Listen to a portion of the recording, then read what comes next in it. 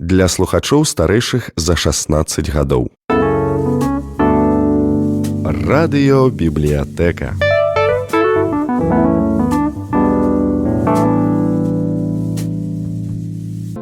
Шаноўныя слухачы, прапануем вашай увазе першай старонкі аповесці Чарльза Дікенса «Калядны харал». Пераклад на беларускую мову Ганны Янкута. Выканаўца – заслужаны артыст Беларусі Уладзімір Рагаўцоў.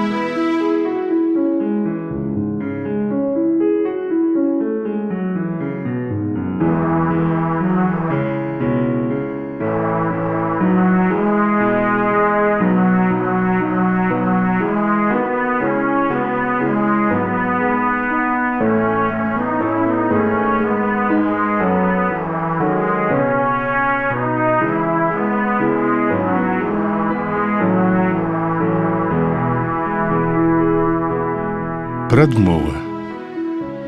У гэтай маленькай кніжцы пра прывідаў я паспрабаваў абудзіць прывідны цень ідэі, якая не пагоршыць вашага стаўлення да саміх сябе, да іншых, да надвор'я альбо да мяне. Хай гэты цень блукае вам на радасць па вашых дамах, і хай ніхто не захоча, каб ён спачыў. Снежань 1843 года, ваш верны сябра і слуга Ч.Д.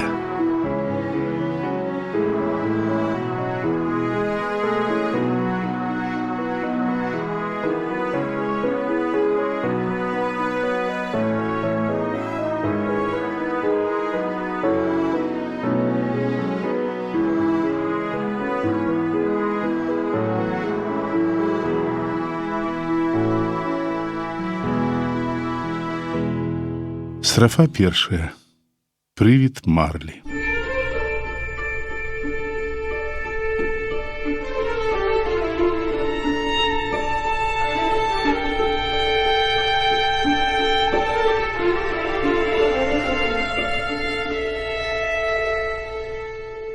Пачнем з таго, што Марлі быў мёртвы. Тут не магло быць ніякіх сумневаў. Пасведчанне пра яго пахаванне падпісалі святар, царкоўны служка, Делакоп і найбліжэйшы сябра памерлага. Сам Скрудж падпісаў яго, а Скруджаў подпіс, на чым бы ён не стаяў, і на біржы лічыўся доказам. Такім чынам стары Марлі быў мёртвы, як цвік у сцяне. Заўважце, я зусім не збіраюся сцвярджаць, нібыта на ўласным досведзе зведаў, што цвік у сцяне мёртвы неяк па-асабліваму. Я б, напрыклад, палічыў самым мёртвым сярод усіх скабяных вырабаў цвік убіты ў труну. Аднак у гэтай прымуцы мудрасць нашых продкаў, і калі я наважуся крануць яе сваімі грэшнымі рукамі, вся краіна зваліцца ў тартарары. Так што дазвольце мне яшчэ раз абвясціць. Марлі быў мёртвы, як цвік у сцяне. Ці ведаў Скрудж, што Марлі памёр? Безумоўна, ведаў. А як жа іначай? Скрудж быў кампаньёнам Марлі невядома з якіх часоў. Скрудж быў адзіным яго павернікам, адзіным правапераемнікам, адзіным законным спадчыннікам, адзіным сябрам і адзіным, хто праводзіў яго ў апошнюю дарогу. Але нават Скруджа сумная падзея не падкасіла, і камерцыйныя здольнасці не здрадзілі яму і ў гэты дзень, і ён урачыста памянуў Марлі з заключэннем выгаднай дамовы. Згадкі пра пахаванне Марлі вяртаюць мяне да пачатку аповеду. У тым, што Марлі памёр, не было ніякага сумневу. Гэта трэба было вельмі дакладна ўсвядоміць, бо іначай у гісторыі, якую я збіраюся расказаць, не будзе нічога дзіўнага. Калі б мы не былі да канца ўпэўненыя, што бацька Гамлета памёр яшчэ да пачатку п'есы, то ён, шпацыруючы ўначы па мурах пад усходнім ветрам, здзівіў бы нас не больш за любога іншага джэнтльмена сярэдняга веку, які вырашыў пакінуць ложак дзеля сумнеўнай асалоды прагуляцца позна вечарам на адкрыты ўсім ветрам прасторы, ну вось хаця бы па могілках ля сабора святога Паўла, выключна каб уразіць і без таго нездаровае уяўленне свайго сына. Скрудж так ніколі не замазаў імя старога Марлі. Доўгія гады яно ўпрыгожвала шыльдачку над дзвярымі канторы «Скрудж і Марлі». Фірму добра ведалі пад гэтай назвай. Часам пачаткоўцы называлі Скруджа Скруджам, часам Марлі. Ён адгукаўся на абодва імені, яму было ўсё адно.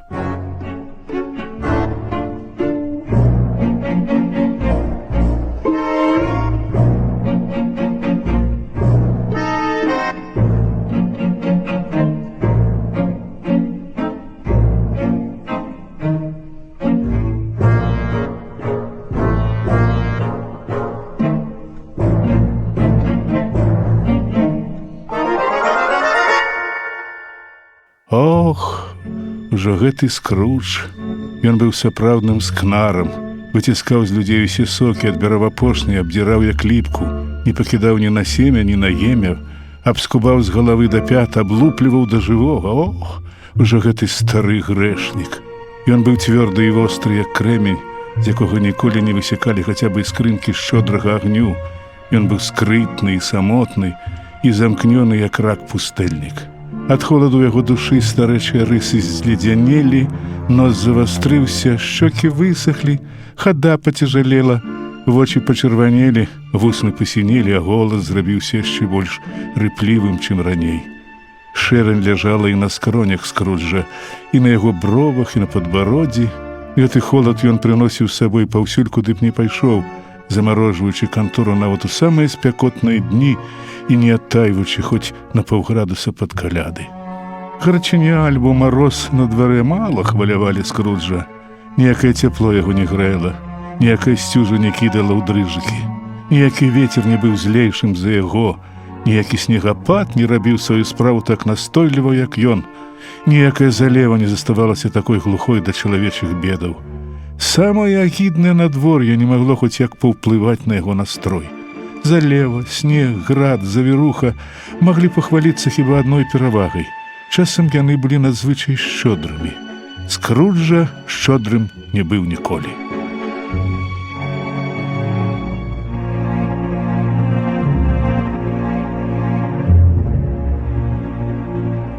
Ніхто не спыняў яго на вуліцы, не цікавіўся з радаснай усмешкай: «Як маешся, дарагі мой Скрудж, калі зазірнеш да мяне?» Ніводны жабрак не выпрошваў яго манеткі, ніводнае дзіця не пытала, якая цяпер гадзіна, ніводны мужчына альбо жанчына ніколі ў жыцці не паспрабавалі дазнацца ў яго, як куды-небудзь прайсці. Здавалася, што нават сабакі сляпых ведалі яго і, заўважыўшы непадалёк, адцягвалі гаспадароў у найбліжэйшы двор ці падваротні, а пасля матлялі хвастом, нібы кажучы: «Лепш ужо зусім без вачэй, як ты, гаспадар, чым з паганым вокам». Але хіба Скруджа гэта трывожыла? Ну ён толькі таго і хацеў. Ён ішоў сабе па ўзбочыне шумнай дарогі жыцця, старанна пазбегаючы чалавечых пачуццяў, і тыя, хто яго ведаў, казалі, што яму гэта вельмі падабаецца.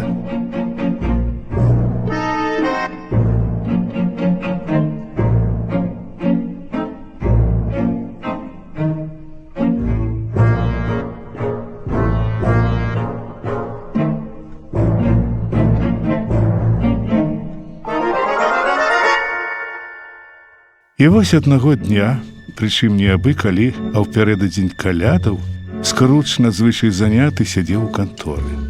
На дварэ было холадна і сыра, а да таго ж яшчэ надзвычай туманна, і Скрудж чуў за акном крокі людзей, якія беглі па справах, цяжка дыхаючы, б'ючы сябе ў бакі і гучна тупаючы па ходніку, каб сагрэцца. Гарадскія куранты толькі-толькі прабілі 3 гадзіны, але ўжо цямнела.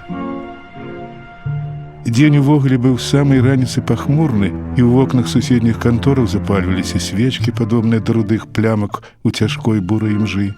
Туман запаўзаў у кожную дзірачку і замочную шчылінку, а звонку быў такі густы, што нават дамы на другім баку гэтага цеснага двара былі ледзьве бачныя.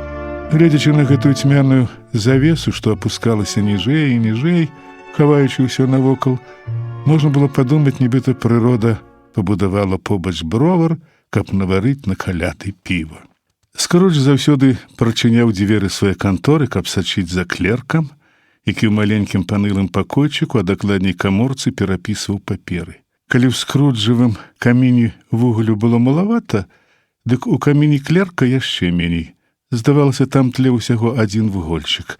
Аднак падкінуць вугалю было немагчыма, бо Скрудж трымаў яго ў сваім пакоі, і варта было клерку з'явіцца там з шуфлікам, як гаспадар прадказваў, што кагосьці хутка звольняць. А таму клерк яшчэ старанней абмотваў шыю белым шалікам і спрабаваў сагрэцца ля свечкі, аднак не маючы багатага ўяўлення, і тут цярпеў паразу. «Вясёлых калядаў, дзядзечка! Бог вам у помач!» Пачуўся раптам радасны голас. Гэта быў пляменнік Скруджа, які так імкліва ўварваўся ў кантору, што Скрудж заўважыў яго толькі пасля таго, як пачуў віншаванне. «Тьфу, шахрайства!» — ускрыкнуў Скрудж. Ён, гэты Скруджаў пляменнік, так разагрэўся, весела ідучы туманнымі і марознымі вуліцамі, што ажно ззяў. Яго прыгожы твар палаў румянцам, вочы радасна блішчэлі, а з рота валіла пара. «Каляды, гэта шахрайства, дзядзечка!» — здзівіўся пляменнік. «Я, мабыць, нешта не дачуў?» «Дачуў», — прабурчаў Скрудж.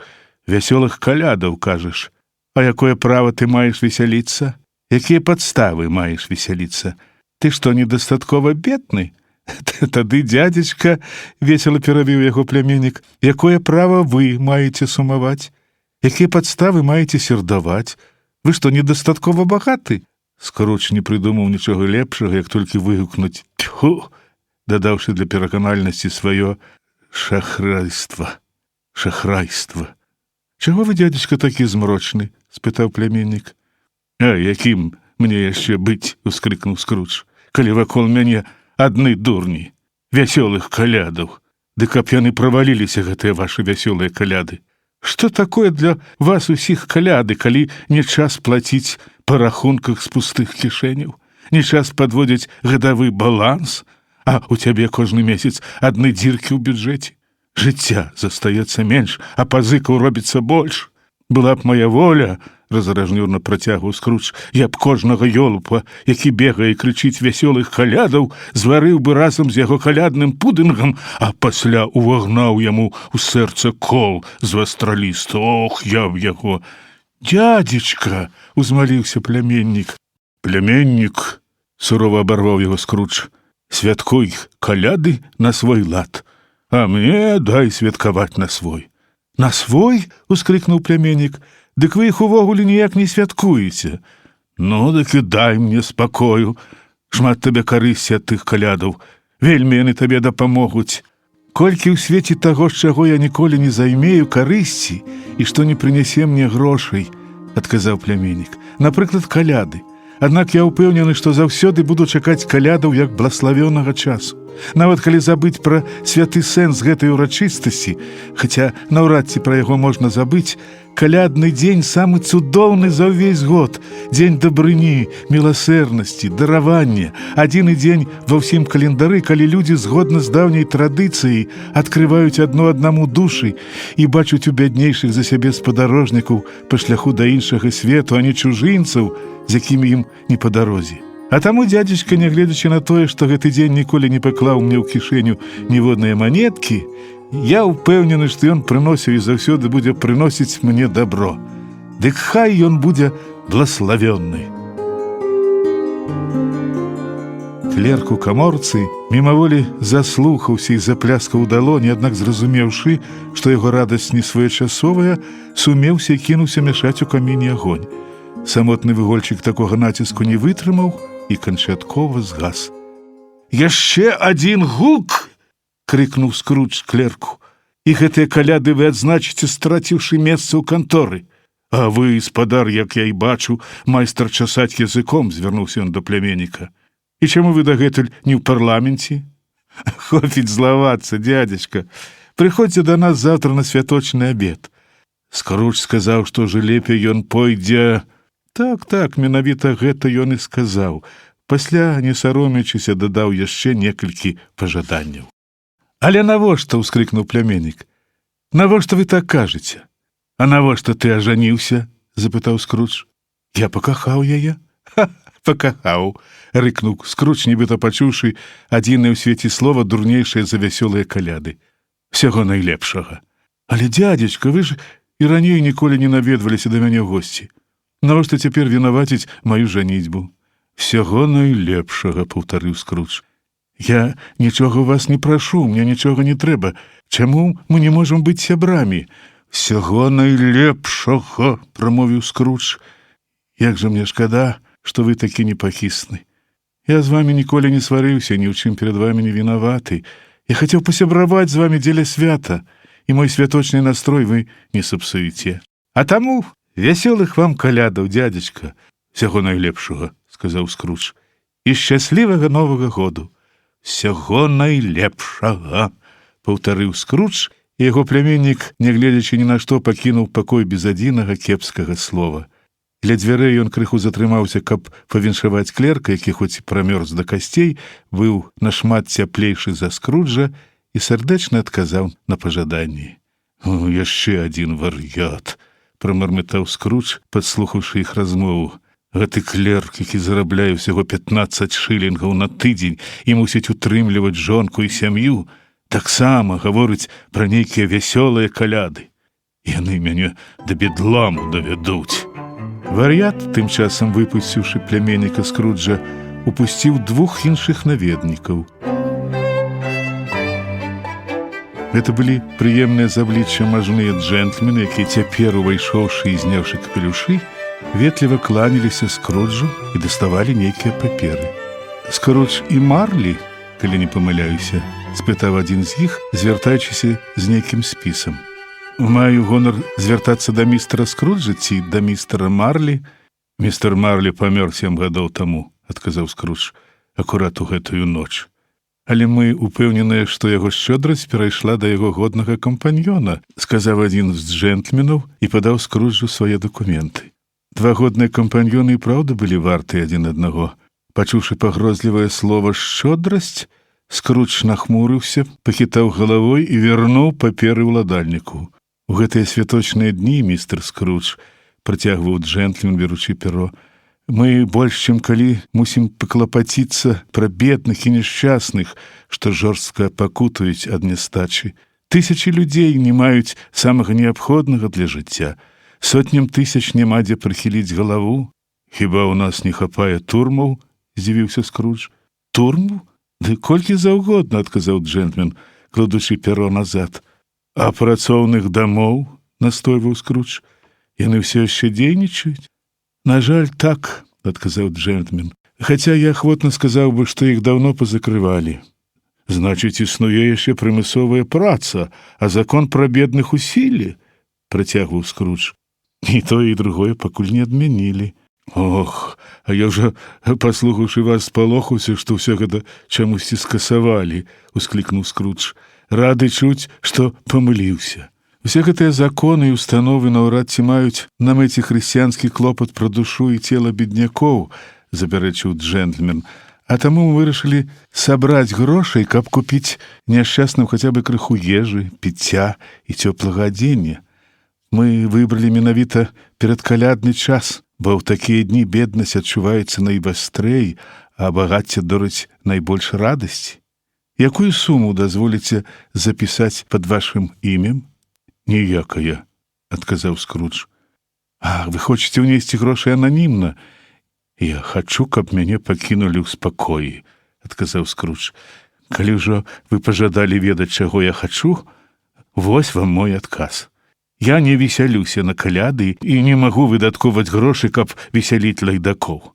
Я падтрымліваю установы, пра якія казаў, і з гэтага мяне даволі. Тыя, хто церпіць нястачу, могуць ісці туды.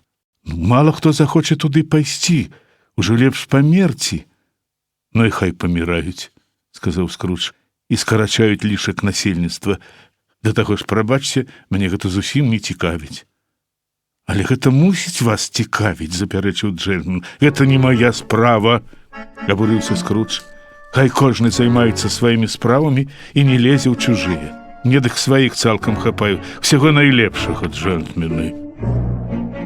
Зразумеўшы, што спрачацца няма сэнсу, джентльмены зніклі за дзвярыма. Задаволены сабой, Скрудж вярнуўся да перарваных справаў весялейшы, чым звычайна.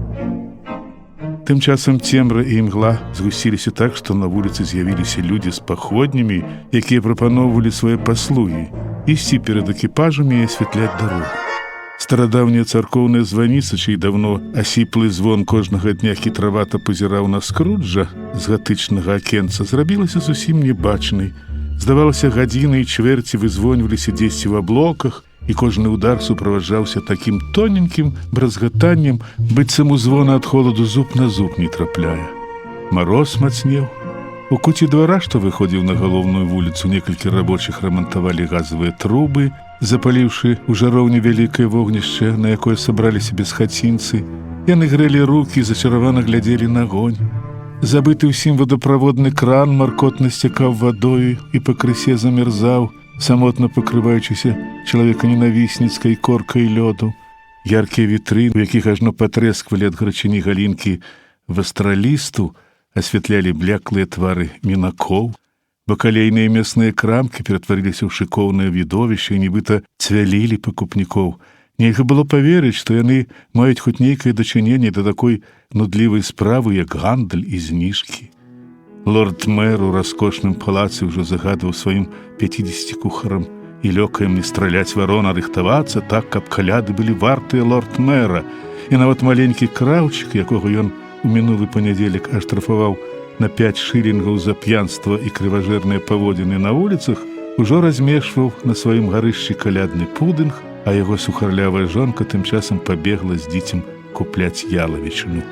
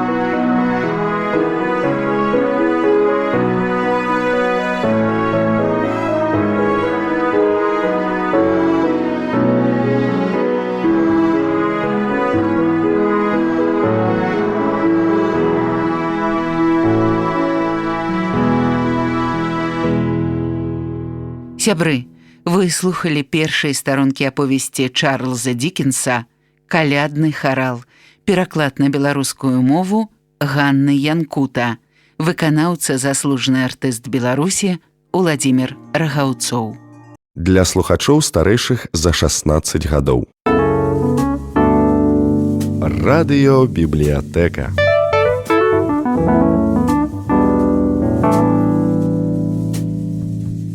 Шаноўныя слухачы, прапануем вашай увазе старонкі аповесці Чарльза Дікенса «Калядны харал», пераклад на беларускую мову Ганны Янкута, выканаўца заслужаны артыст Беларусі Уладзімір Рагаўцоў.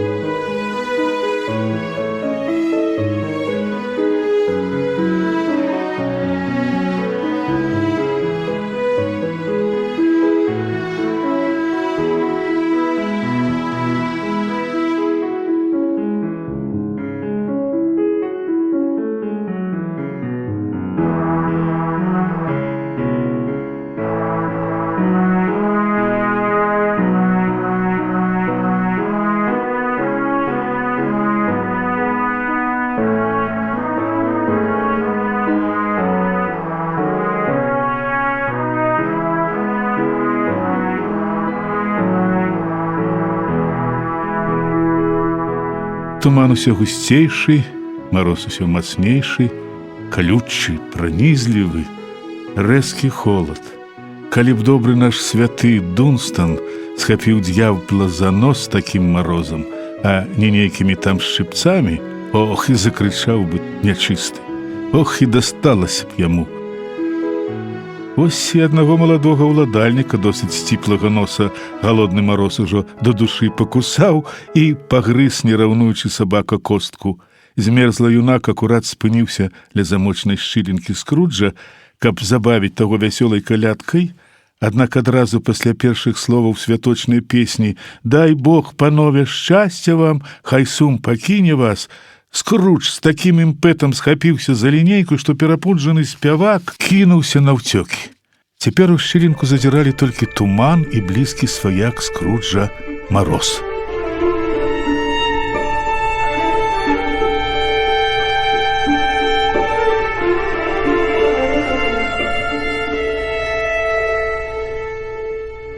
Урэшце прыйшоў час зачыняць кантору. Засмучаны гэтай акалічнасцю, Скрудж злез з крэсла, нібыта падаючы знак клерку, які даўно знемагаў у каморцы. Клерк у адно імгненне задзьмуў свечку і начапіў капелюш. «Вы, мабыць, плануеце заўтра на працу не з'яўляцца?» – спытаў Скрудж. «Калі вам будзе зручна, сэр». «Гэта зусім незручна», – прамовіў Скрудж, – «і несправядліва. Калі б я за гэта утрымаў з вашага заробку палову кроны, думаю, вы палічылі б сябе пакрыўджаным». Клерк паспрабаваў выціснуць усмешку. «Але ж вы не лічыце пакрыўджаным мяне», – працягваў Скрудж, «калі я за проста так адлічваю вам грошы». Клерк заўважыў, што такое бывае толькі раз на год. Добрае апраўданне для таго, каб запускаць руку ў чужую кішэнь кожнага 25 снежня. Абурыўся Скрудж, зашпільваючы паліто на ўсе гузікі. «Аднак, бачу, заўтрашні дзень вы ўсё ж прагуляеце, таму чакаю вас паслязаўтра як мага раней». Клерк паабяцаў прыйсці як мага раней, і Скрудж, усё яшчэ мармычучы нешта пад нос, выйшаў на вуліцу. Кантора імгненна была зачыненая. Перад тым, як пабегчы дадому, клерк у гонар надыходу каляднага вечара разоў 20 скаціўся па зледзянелым адхоне Корнхіла разам з шароткай хлопчукоў, а вецер тым часам весела гуляў з канцамі яго доўгага белага шаліка. Такой раскошы, як паліто, у клерка не было. Толькі пасля гэтага ён з усей эмоцый паімчаў дадому на Кемптен-таун гуляць з дзецьмі ў жмуркі.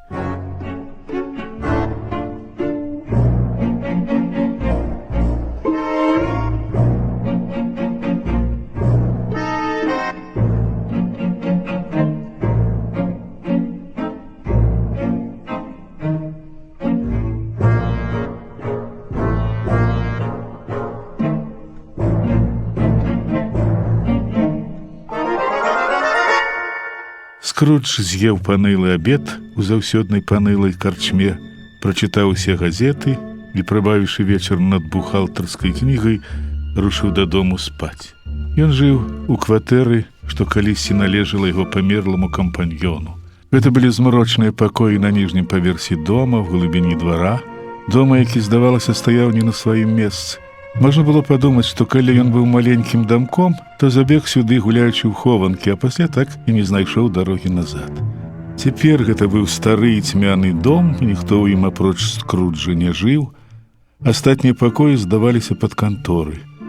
Двор быў такі цёмны, што нават Скрудж, які вывучыў яго як свае 5 пальцаў, прабіраўся да кватэры навобмацак.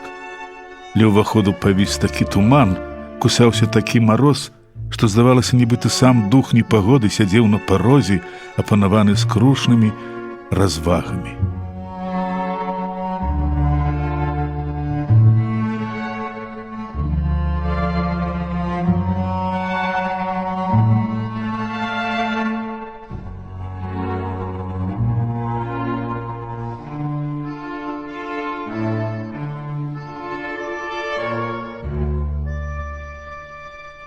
Цяпер мы мусім з усёй дакладнасцю сказаць, што дзвярны малаток, які вісеў ля ўваходу, быў цалкам звычайны, калі не зважаць на яго вялізны памер. Таксама не выклікае сумневу, што Скрудж бачыць гэты малаток кожнага ранку і кожнага вечара з таго часу, як пераехаў сюды. Апроч гэтага варта зазначыць, што Скрудж не мог пахваліцца тым, што часцей за ўсё называюць фантазіяй. Нават менш, чым любы іншы лонданец, улучаючы, а гэта вельмі смелае дапушчэнне гарадскіх чыноўнікаў, олдерменаў і слуг. Нельга забываць яшчэ і тое, што згадаўшы ў дзень памерлага 7 гадоў назад кампаньёна, Скрудж больш ні разу пра Марлі не ўспомніў. А таму хай мне цяпер хто-небудзь патлумачыць, калі безумоўна зможа, чаму Скрудж, уставіўшы ключ у замочную шчыліну, нечакана ўбачыў перад сабою не дзвярны малаток, які варта заўважыць, нават не вырухнуўся, а твар Марлі.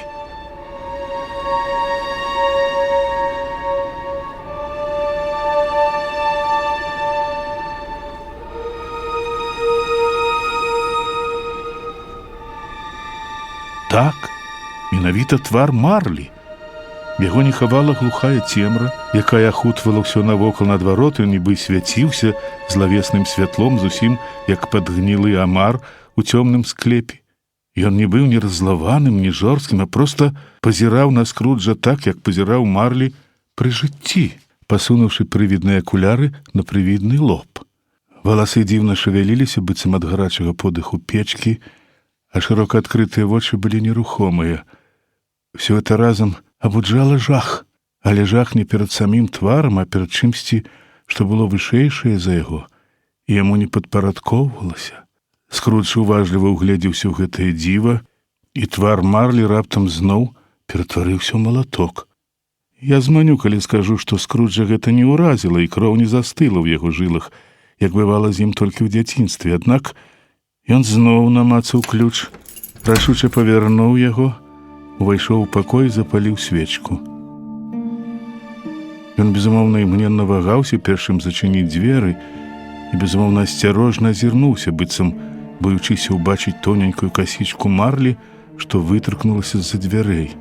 Аднак на дзвярах не было нічога, апроч шрубаў і гаек, на якіх трымаўся малаток, а таму, прабурчаўшы «Тьфу ты!», Скрудж з ляскатам зачыніў дзверы. Ляскат прайшоўся па ўсім доме, як грукат грому. Кожны паверх вышэй, кожная бочка ўнізе ў вінным склепе адгукнуліся, здавалася, уласным рэхам. Аднак Скрудж быў не з тых, каго можа напалохаць рэха. Ён замкнуў дзверы і няспешна пакрочыў да лесвіцы, сочачы, каб свечка не згасла. Вы можаце колькі заўгодна разважаць пра нашыя старыя добрыя лесвіцы, па якіх зусім не складана праехаць на шасцерыку коней, тым самым шасцерыку, на якім не складана праехаць і праз дзірку ў новым кепскім законе. Аднак што яны ў параўнанні з лесвіцай Скруджа, па якой магло прайсці цэлае пахавальнае шэсце, нават калі б камусьці прыйшло да галавы паставіць катафалк упоперак аглоблямі да сцяны і дверцамі да балюстрады, яшчэ і месца б засталося. Ну і шырокія гэта былі прыступкі. Магчыма, менавіта таму Скруджу раптам падалося, што перад ім у цемры па лесвіцы падымаюцца пахавальныя драбы. Нават паўтузіна вулічных газавых лямпаў не змаглі б цалкам асвятліць такую лесвіцу, а таму можете сабе ўявіць, як мала дапамагала Скруджу яго свечка. Аднак Скрудж пляваць на ўсё гэта хацеў, а таму спакойна рушыў уверх. Цемра нічога яму не каштавала, і таму ён любіў яе. Тым не менш, Скрудж не замкнуў цяжкіх дзвярэй свайго жытла, пакуль не прайшоўся па пакоях і не ўпэўніўся, што ўсё ў парадку. Твар Марлі так убіўся яму ў памяць, што ён не мог гэтага не зрабіць. Спальня, гасцёўня, камора. Усё як мае быць. Нікога пад сталом, нікога пад канапай, сціплы агеньчык у каміне, на стале, міска і лыжка, на чагу рондлік з вадкай аўсянкай, надзейны сродак ад прастуды. Нікога пад ложкам, нікога ў шафе, у халаце, які падазрона вісеў насупраць, таксама нікога. У каморы ўсё як заўсёды. Старыя камінныя краткі, зношаныя чаравікі, 2 кошыкі для рыбы, трохногі ўмывальны столік і качарга. Цалкам супакоены, Скрудж зачыніў дзверы і павярнуў ключ у замку, і не адзін раз, між іншага, а 2, што здаралася з ім вельмі рэдка. Адмежаваўшыся такім чынам ад рознага кшталту нечаканасцяў, ён зняў шыйную хустку, надзеў халат, хатнія пантофлі, начны каўпак і сеў ля каміна, каб узяцца за аўсянку. Полымя ў каміне было зусім маленькае, асабліва для такой ночы. Спруджу давялося пасунуцца бліжэй і ледзь не навіснуць над агеньчыкам, каб адчуць хоць якое цяпло ад мізэрнай прыгаршчы вугалю. Камін быў вельмі стары, калісь ён належаў нейкаму гандляру-галандцу і быў выкладзены дзівоснымі галандскімі кафлямі, упрыгожанымі сцэнамі са святога пісьма. Тут былі Каіны і Авелі, дочкі фараонавы і цары цысаўскія, анёлы-пасланцы, што на аблоках, падобных на духоўных пярынаў, сыходзілі на зямлю, Аврамы, Бальтазары і апосталы, якія плылі ў мора у судзінках для соусу, сотні фігурак, якія маглі заняць думкі Скруджа, аднак тут зноў твар Марлі, памерлага 7 гадоў таму, ажыў перад яго вачыма, як колісь посах прарока, і праглынуў усё вакол. Калі б гэтыя роўныя кафліны былі пустымі і маглі перанесці на сваю паверхню бязладныя ўрыўкі скруджаных думак, на кожнай з іх з'явілася б адна і тая ж выява — галава Марлі. «Шахрайства!» — раззлаваўся Скрудж і пачаў хадзіць па пакоі. Некалькі разоў, змерыўшы яго крокамі, ён зноў сеў і адкінуўся на спінку крэсла. Тут позірк яго спыніўся на даўно непатрэбным званочку, які невядома для чаго звязваў гэты пакой з памяшканнем на апошнім паверсе дома.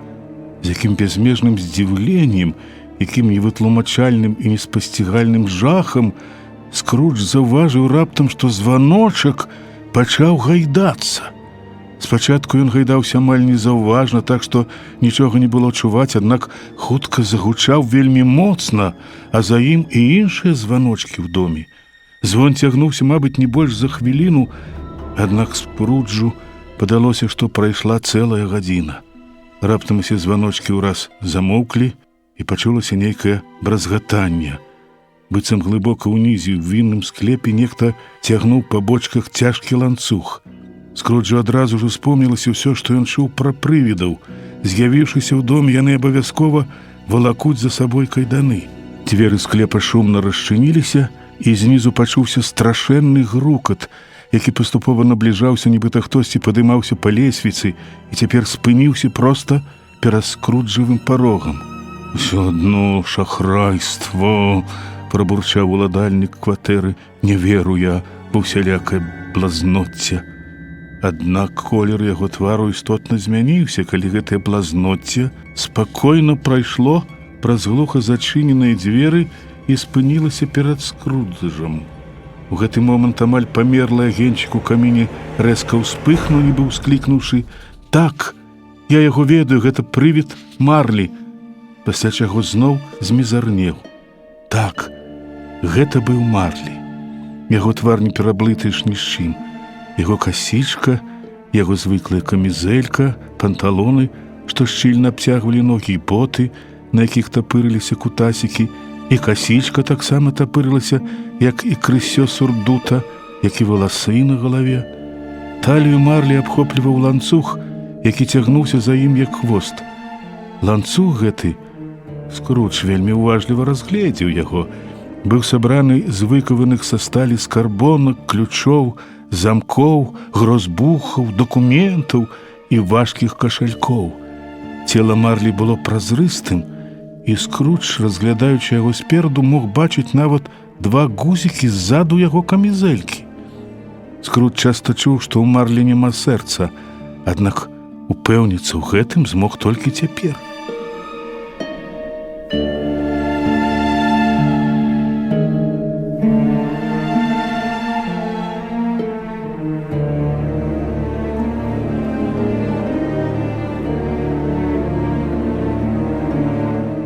Не, ён і цяпер не быў гэтым упэўнены, хаця і аглядаў прывід з галавы да ног, каб паверыць, што гэта не сон, адчуваючы на сабе вусцішны позірк ледзяных вачэй памерлага. Скрудж разгледзеў нават кожную нітачку шаліка, які ахутваў галаву і шыю Марлі, заўважыўшы мімаходзь, што такога шаліка той ніколі раней не насіў, і аднак не хацеў верыць сваім вачам. І што далей? як заўсёды з'едліва і холадна спытаў Скрудж. «Што вам ад мяне трэба?» «Шмат чаго». Несумненна, гэта быў голас Марлі. «Хто вы такі?» «Спытай лепей, кім я быў». «Ну, і кім вы былі?» Ужо гучней спытаў Скрудж.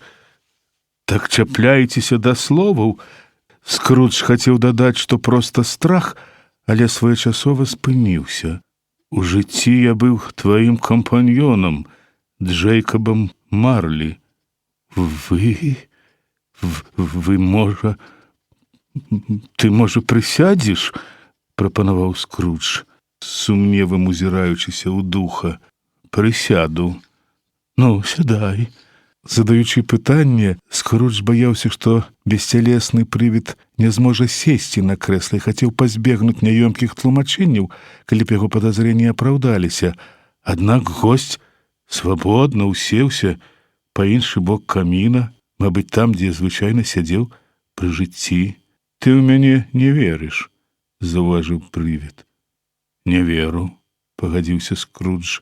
«Як мне даказаць сваю сапраўднасць, калі ты не верыш нават сваім пачуццям? Не ведаю. Чаму ты не давяраеш сваім вачам і вушам?» «Ды таму, што на іх уздзейнічае любая дробязь», — адказаў Скрудж. «Варта здарыцца лёгкаму расстройству стрававання, як яны пачынаюць нас падманваць. Ты цалкам можаш аказацца неператраўленым кавалкам ялавічыны, лыжачкай гарчыцы з крылікам сыру ці недасмажанай бульбінай. Скуль мне ведаць, адкуль ты, з пекла ці з печыва?»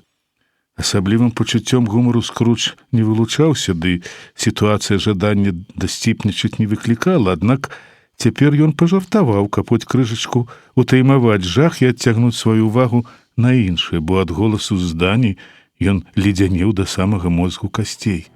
Моўчкі сядзець, утаропіўшыся ў гэтыя нерухомыя прывідна шкляныя вочы? Не, думалася Скрудж, гэта проста невыносна. Да таго ж здань дыхала ўласным тагасветным паветрам, якое падавалася асабліва вусцішным. Сам Скрудж яго не адчуваў, але не заўважыць штосьці нядобрае было немагчыма, нягледзячы на тое, што прывід сядзеў нерухома, яго валасы, кутасікі на ботах і крысё злёгку варушыліся, нібы ад пякельнага подыху печкі. «Бачыш тую зубачыстку?» — запытаў Скрудж, са згаданай вышэй прычыны рэзка пераходзячы ў наступленне і імкнучыся хоць на імгненне адвесці ад сябе каменны позірк відзежы. «Бачу», — прамовіў прывід. «Але ж ты не глядзіш на яе?» — запярэчыў Скрудж. «І тым не менш бачу», — адгукнулася здань. «Дык вось», — вымавіў Скрудж, — «варта яе праглынуць, і мяне да канца дзён будзе пераследаваць легіён злых духаў, створаных маім уяўленнем. Шахрайства ўсё гэта, чыстае шахрайства».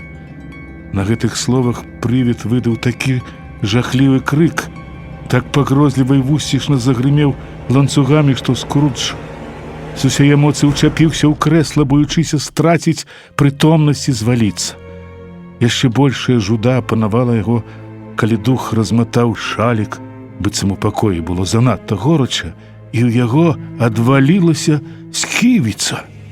Скрудж упаў на калені і паспрабаваў закрыць твар рукамі. «Злітуйся!» — заенчыў ён.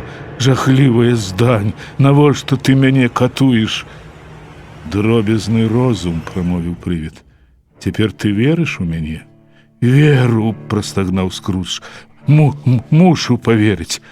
Але навошта вам, духам, хадзіць па зямлі? Навошта ты прыйшоў да мяне?»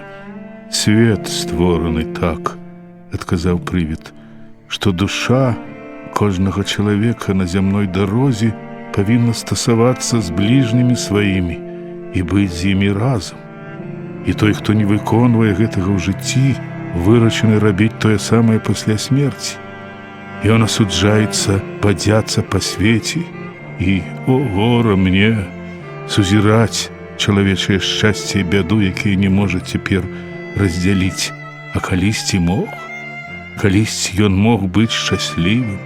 Тут прывід зноў выдаў Жудасны крык загрымеў ланцугамі і заламаў свае прывідныя рукі. «Скажы!» – запытаў Скрудж, дрыжучы. «Чаму ты закаваны ў ланцуг?» «Я нашу на сабе ланцуг, які стварыў пры жыцці», – адказаў дух. «Я каваў яго звяно за звяном, ярд за ярдам. Я сам захацеў ім падпяразацца і сам захацеў яго насіць. Хіба гэты ланцуг табе не знаёмы?» Скрудж дрыжаў усё больш. «Можа, — працягваў прывід, — ты хочаш ведаць даўжыню і вагу ланцуга, які скаваў ты сам. Калядным вечарам 7 гадоў таму ён быў такім жа цяжкім і такім жа доўгім, як гэты. Але з тае пары ты немала над ім папрацаваў. О, гэта направду надзейны ланцуг».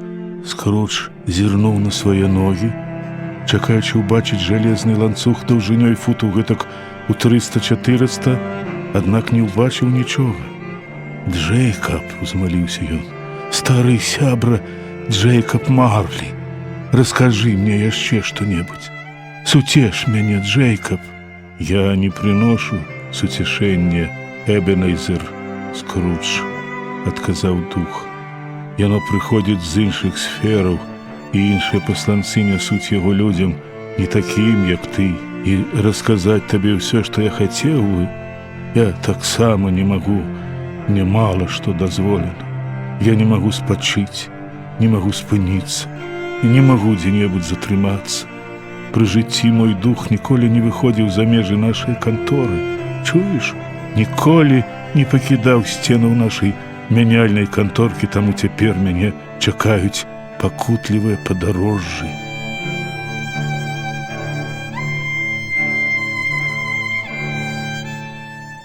У Скруджа, калі ён пачынаў думаць, была звычка засоўваць рукі ў кішэні панталон. Разважаючы на слоўны прывіду, ён, не ўстаючы з каленяў і не падымаючы вачэй, менавіта так і зрабіў. «Ты, мабыць, не вельмі спяшаешся ў сваіх вандраваннях, Джэйкаб», – заўважыў Скрудж у сваёй дзелавой манеры, хаця не без пэўнай павагі і пакорлівасці. «Не спяшаюся», – паўтарыў дух. «Вось ужо 7 гадоў, як памёр», – задуменна працягнуў Скрудж. «А ўсё яшчэ бадзяешся?» «Увесь час», – пагадзіўся прывід, – «ні спакою, ні спачыну, безупынныя пакуты сумлення». «А ці хутка ты падарожнічаеш?» – пацікавіўся Скрудж. «На крылах ветру», – адказаў прывід. «За 7 гадоў ты, мусіць, адмерыў нічога сабе адлегласць». Пачуўшы гэта, дух чарговы раз выдаў вусцішны крык і так жудасна загрымеў ланцугамі ў мёртвай цішыні ночы, што патруль меў бы ўсе падставы арыштаваць яго за парушэнне грамадскага парадку. «О, раб, двойчы раб сваіх заганаў!» – ускрыкнуў фантом. «Не ведаць таго, што патрэбныя стагоддзі няспыннай працы несмяротных душаў, перш чым здзейсніцца ўсё наканаванае зямлі дабро. Не ведаць, што кожная хрысціянская душа, робячы дабро і выконуючы сваё хай сабе і сціплае прызначэнне, палічыць зямное жыццё занадта кароткім, каб прынесці ўсю магчымую карысць. Не ведаць, што ніякае раскаянне, колькі б яно не доўжылася, не заменіць занядбанай пры жыцці магчымасці быць добрым. І я не ведаў гэтага, не ведаў. Аднак ты заўсёды быў добрым дзелком і чалавекам справы, Джэйкаб», – прамэўліў Скрудж, які пачаў ужо прымерваць на сябе словы прывіду. «Чалавекам справы!» – закрычаў дух, зноў заломваючы рукі. «Клопат пра людзей, вось моя справа, грамадскі дабрабыт, вось моя справа, дабрачыннасць, спачуванне, шчодрасць і спагадлівасць, вось моя справа, а грошы і гандаль – гэта толькі кропля ў бязмежным акіяне вызначаных мне абавязкаў». І прывід выцягнуў наперад руку з ланцугом, нібы менавіта ланцуг быў прычынай яго няўтольнага смутку, а пасля грымнуў ім аб падлогу.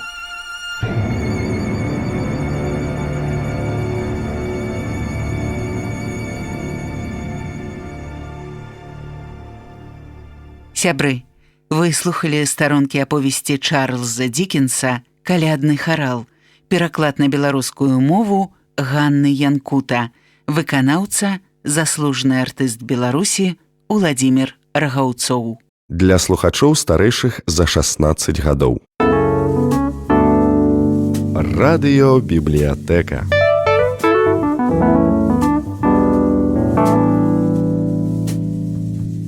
Шаноўныя слухачы, прапануем вашай увазе старонкі аповесці Чарльза Дікенса «Калядны харал», пераклад на беларускую мову Ганны Янкута, выканаўца, заслужаны артыст Беларусі Уладзімір Рагаўцоў.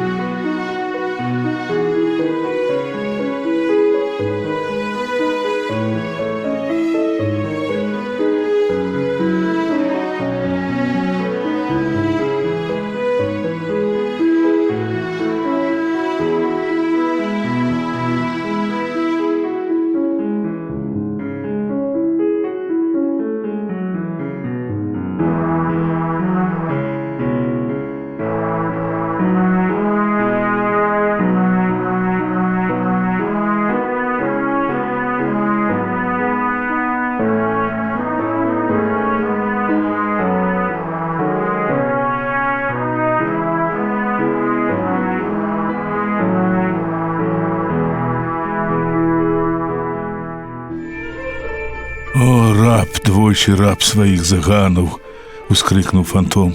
«Не ведаць таго, што патрэбныя стагоддзі няспыннай працы несмяротных душаў, перш чым здзейсніцца ўсё наканаванае зямлі дабро.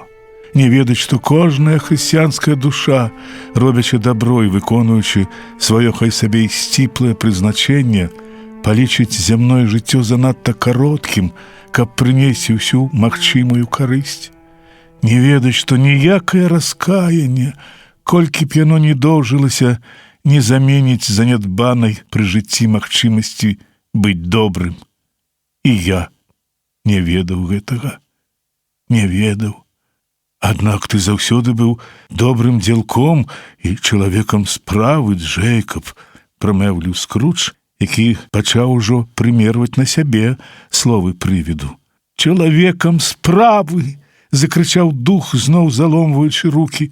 «Клопат пра людзей, вось моя справа, грамадскі дабрабыт, вось моя справа, дабрачыннасць, спачуванне, шчодрасць і спагадлівасць, вось моя справа, а грошы і гандаль — гэта толькі кропля ў бязмежным акіяне вызначаных мне абавязкаў».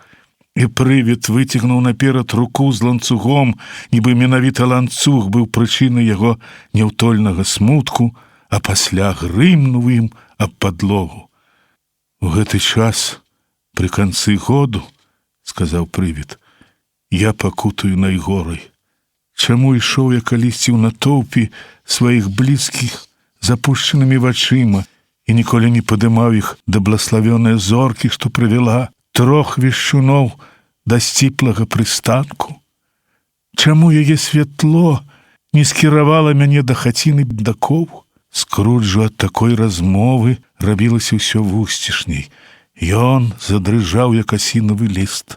«Слухай мяне!» — закрычаў дух. «Мой час на зыходзе. Я спрабую», — сказаў Скрудж.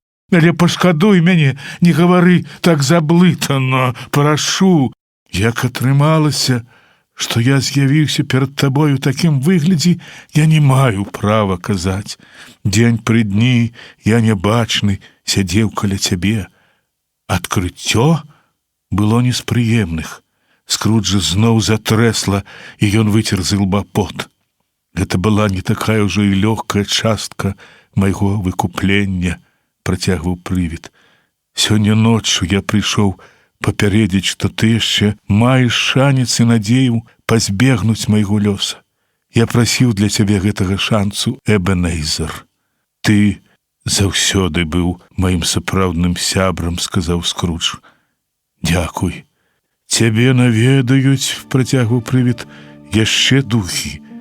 Цяпер сківіцу ледзь не страціў Скрудж. Гэта і ёсць той шанец і тая надзея, пра якія ты казаў? Спалохана спытаў ён. Так. Тады лепей не трэба.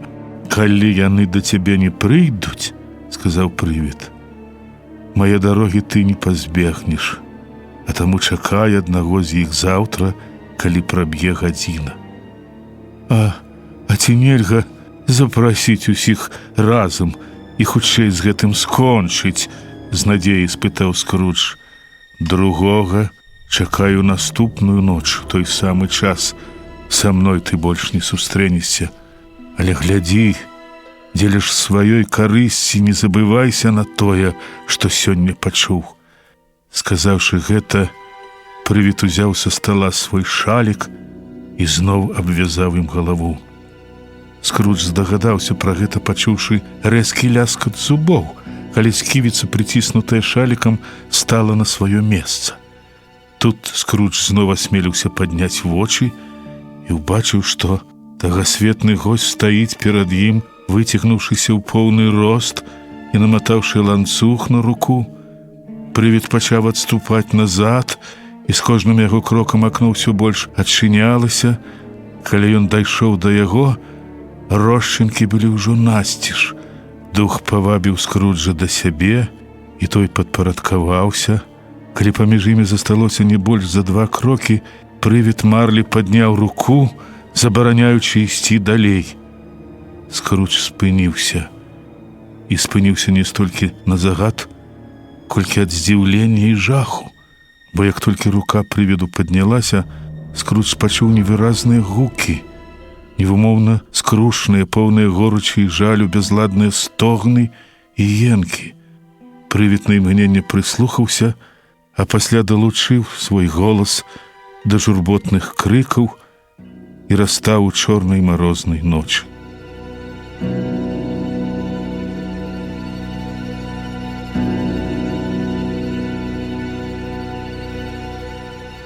З роспачнай цікавасцю Скрудж падышоў да акна і паглядзеў вонкі. Двор за акном быў поўны зданяў, якія са стогнам бязладна мітусіліся ў паветры. На кожным з іх быў ланцуг, падобны да таго, што насіў дух Марлі. Некаторыя сярод іх, мабыць, з аднаго кепскага ўраду, былі скаваныя між сабой. Ніводзін прывід не быў вольны. Многіх Скрудж ведаў пры жыцці прыватна, а з адным старым духам у белай камізэльцы калісьці нават амаль сябраваў.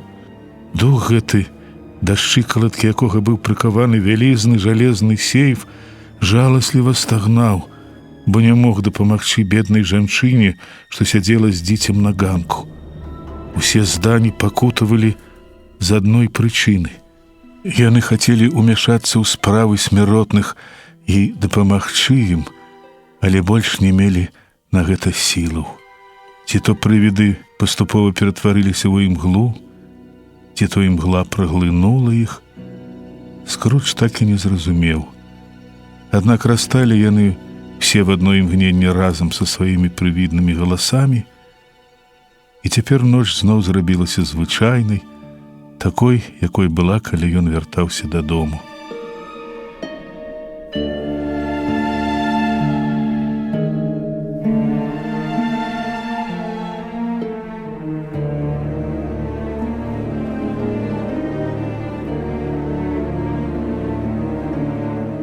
Скрудж зачыніў акно і агледзеў дзверы, праз якія ўвайшоў прывід Марлі. Нічога не змянілася з таго часу, калі ён уласнай рукой двойчы павярнуў ключ. Замок цэлы, засаўка ў парадку. Ён паспрабаваў сказаць шахрайства, аднак на першым жа складзе асекся. І стомлены ці то трывогамі сённяшняга вечара, ці то дзённай працай, ці то знаёмствам са светам духаў, ці то невясёлай размовай з прывідам Марлі, ці то проста з прычыны позняга часу, Скрудж раптам зразумеў, што яму неабходны адпачынак. Ён адразу ж скіраваўся да ложка і і праз імгненне заснуў, нават не распранаючыся.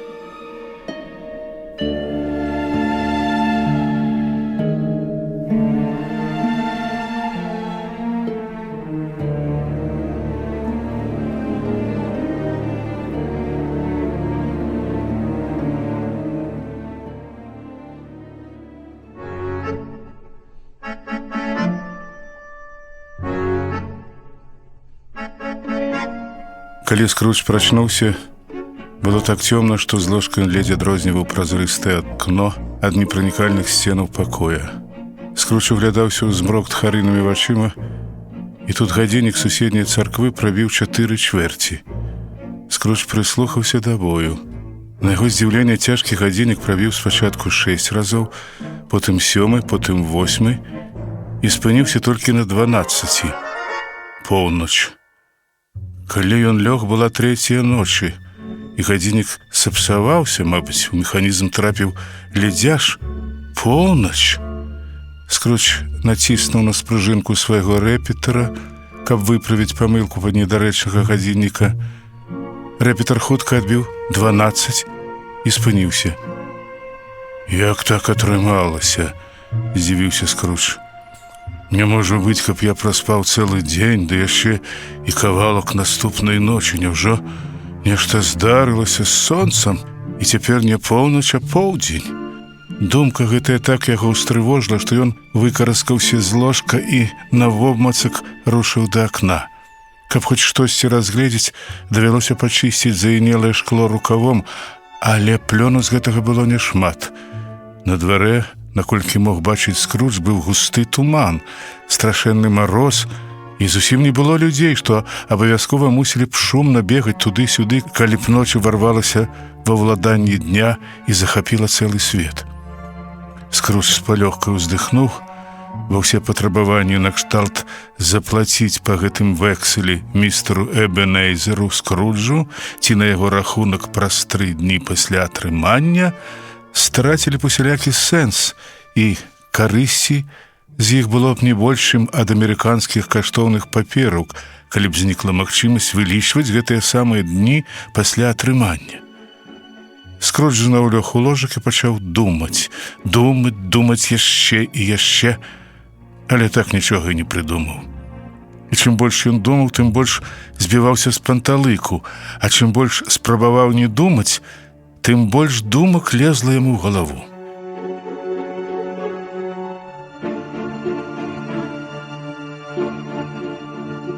Больш за ўсё хваляваў яго прывід Марлі.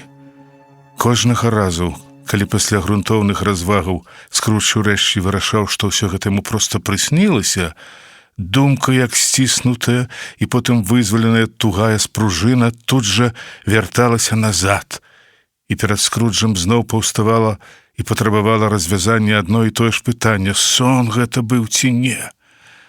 У такім стане Скрудж праляжаў, пакуль не адзванілі яшчэ 3/4. І тут ён раптам успомніў папярэджанне прывіду пра госця, які наведаецца да яго, калі праб'е 1 ночы. Скрудж вырашыў не засынаць да прызначанага часу, і рашэнне гэтае было ці не наймудрэйшым з магчымых, бо пайсці спаць для яго было цяпер не прасцей, чым выправіцца на прасткі ў рай. Чвэрць гадзіны цягнулася так доўга, што Скрудж не раз пачынаў сумнявацца, ці не задрамаў ён выпадкова, ці не прапусціў бой гадзінніка. Урэшце яго насцярожаныя вушы пачулі чаканыя гукі. «Дзень-дон!» «1/4» пачаў лічыць Скрудж. «Дзень-дон!» «Палова на 1», сказаў Скрудж. «Дзень-дон!» «Без чвэрці гадзіна», лічыў Скрудж. «Дзень-дон!» «Гадзіна ночы», пераможна узвясціў Скрудж. І нічога не здарылася. Ён вымавіў гэта яшчэ да апошняга ўдару, і вось гадзіннік урачыста змрочна, гулка і скрушна абвясціў 1 ночы. У тое ж імгненне ў пакоі успыхнула святло, і чыясьці рука расхінула полах.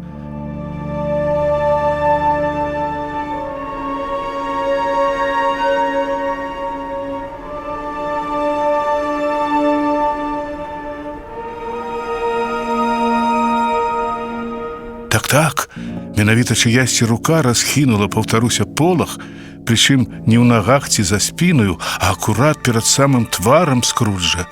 Такім чынам рука расхінула полах, і Скрудж, прыскочыўшы на ложку і застыўшы на паўседзячы, апынуўся з незямным госцем, чыя рука полах і расхінула, твар да твару, так блізка, як цяпер мы з вамі, бо ў думках я акурат нахіляюся над вашым плячом.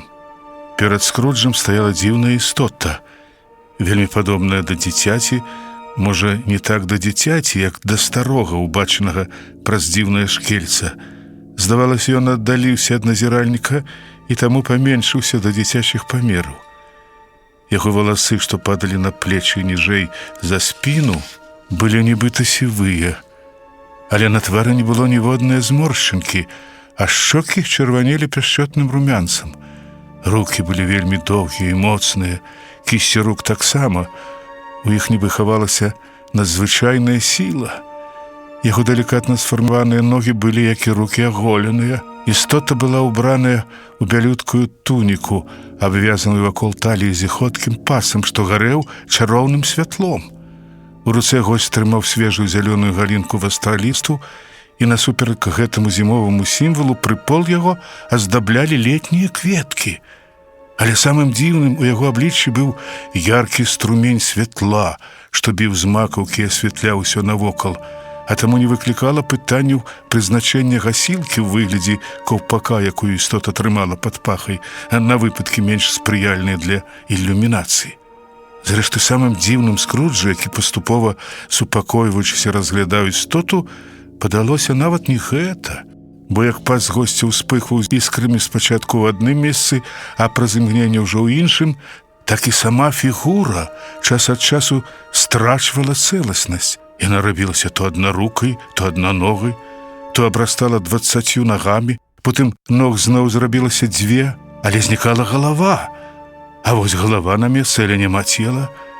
Калі тыя ці іншыя часткі цела растварыліся у густым мороку, здавалася, што ад іх не засталося і следу, а потым яны самым неверагодным чынам з'яўляліся наноў, бачаныя гэтак жа выразна, як і раней. «Вы той самы дух, чый прыход мне прадказалі?» – спытаў Скрудж. «Так, гэта я». Голас духа прагучаў мякка, пяшчотна і надзвычай ціха, быццам ён стаяў не побач, а дзесьці далёка. «Хто вы і што робіце?» «Я дух мінулых калядаў». «Даўно мінулых?» – пацікаюся Скрудж, разглядаючы карузліка. «Не, бо гэта тваё мінулае». Калі б хтосьці спытаў у Скруджа, чаму ім раптам закарцела ўбачыць духа ў каўпаку гасілцы, адказаць ён не мог бы, але жаданне было такое, што ён наважыўся пра гэта папрасіць. «Што?» – усклікнуў дух. «Ты хочаш пагасіць маё святло сваімі нікчэмнымі рукамі? Табе мала, што ты адзін з тых, чые жарсці стварылі гэты каўпак і змушалі мяне год за годам насіць яго, насунуўшы на самыя вочы?» Скрудж з усёй пачцівасцю паспяшаўся адмовіцца ад любых просьбаў, якія маглі пакрыўдзіць духа, і ўпэўніў госця, што не помніць, каб хоць раз у жыцці змусіў кагосьці начапіць каўпак. Потым ён адважна пацікавіўся, якія справы прывялі да яго духа. «Твой дабрабыт», – прамовіў дух. Скрудж горача падзякаваў, падумаўшы пры гэтым, што бяссонная ноч не найлепшы спосаб дасягнення дабрабыту. Дух, мабыць, пачуў гэтыя думкі, бо тут жа адказаў: «Значыць, тваё выпраўленне. Будь пільным». З гэтымі словамі ён выцягнуў моцную далонь і мякка ўзяў Скруджа за руку. «Падымайся і ідзі за мной».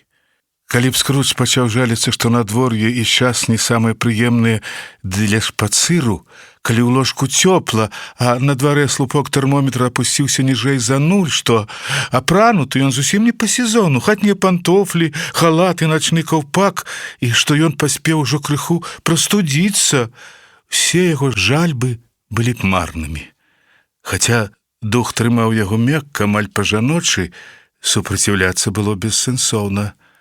Скрудж падняўся і, убачыўшы, што дух скіраваўся да акна, схапіўся за прывіднае ўбранне і ўзмаліўся: «Але ж я смяротны, я магу зваліцца». «Я дакрануся да цябе», – прамовіў дух і паклаў руку на грудзі Скруджу. «І ты дасі раду нават складанейшым перашкодам». Тут яны прайшлі праз сцяну і апынуліся на прасёлкавай дарозе сярод палёў. Горад проста знік. Ад яго не засталося і следу. Разам з ім зніклі цемра ці туман. Наўкола быў ясны і марозны зімовы дзень, і на зямлі ляжаў снег. «Боже мой!» – агледзеўшыся і пляснуўшы рукамі, усклікнуў Скрудж. «Я ж тут вырас, тут правёў дзяцінства». Дух мякка зірнуў на яго. Скруджу падалося, што гэты пяшчотны позірк, хай сабе імгненны і амаль незаўважны, все яшчэ скіраваны на яго. Ён адчуў у паветры тысячы водараў, кожны з якіх нагадаў пра тысячы думак, надзеяў, радасцяў і трывогаў, даўно забытых. «Твае вусны задрыжалі», – сказаў дух. «І што гэта ў цябе на шчацэ?» Нязвыкла дрыготным голасам Скрудж прамармытаў, што, мабыць, проста нейкая плямка, і папрасіў духа весці яго далей. «Помніш гэтую дарогу?» «Ці помню я!» – палка ўскрыкнуў Скрудж. «Да я яе прайшоў бы тут з завязанымі вачыма». «Дзіўна, што ты на столькі гадоў пра яе забыў», – заўважыў дух. «Хадзем далей».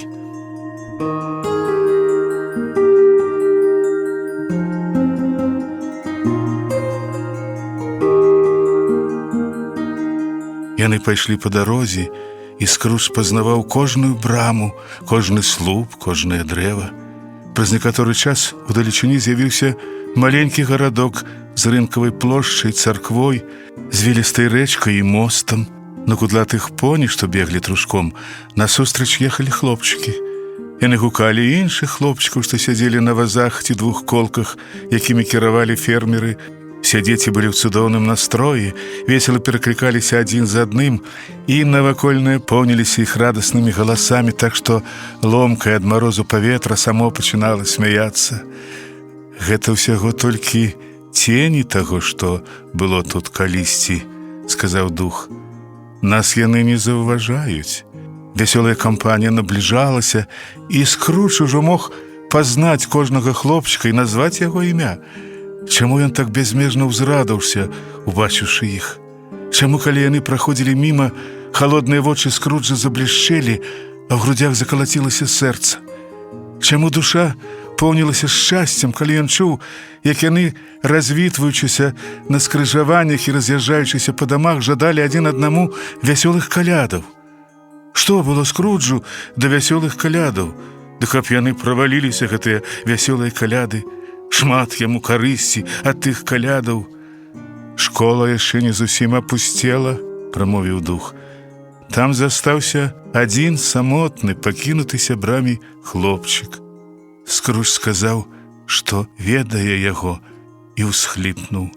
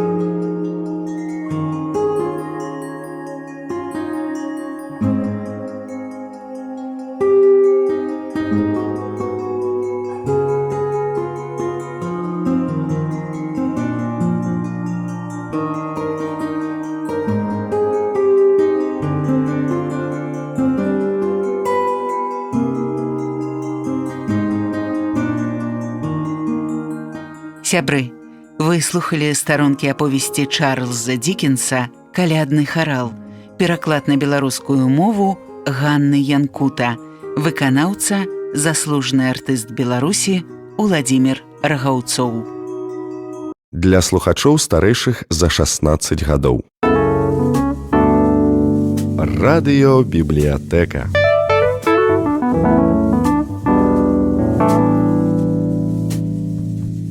Шаноўныя слухачы, прапануем вашай увазе старонкі аповесці Чарльза Дікенса «Калядны харал», пераклад на беларускую мову Ганны Янкута, выканаўца, заслужаны артыст Беларусі Уладзімір Рагаўцоў.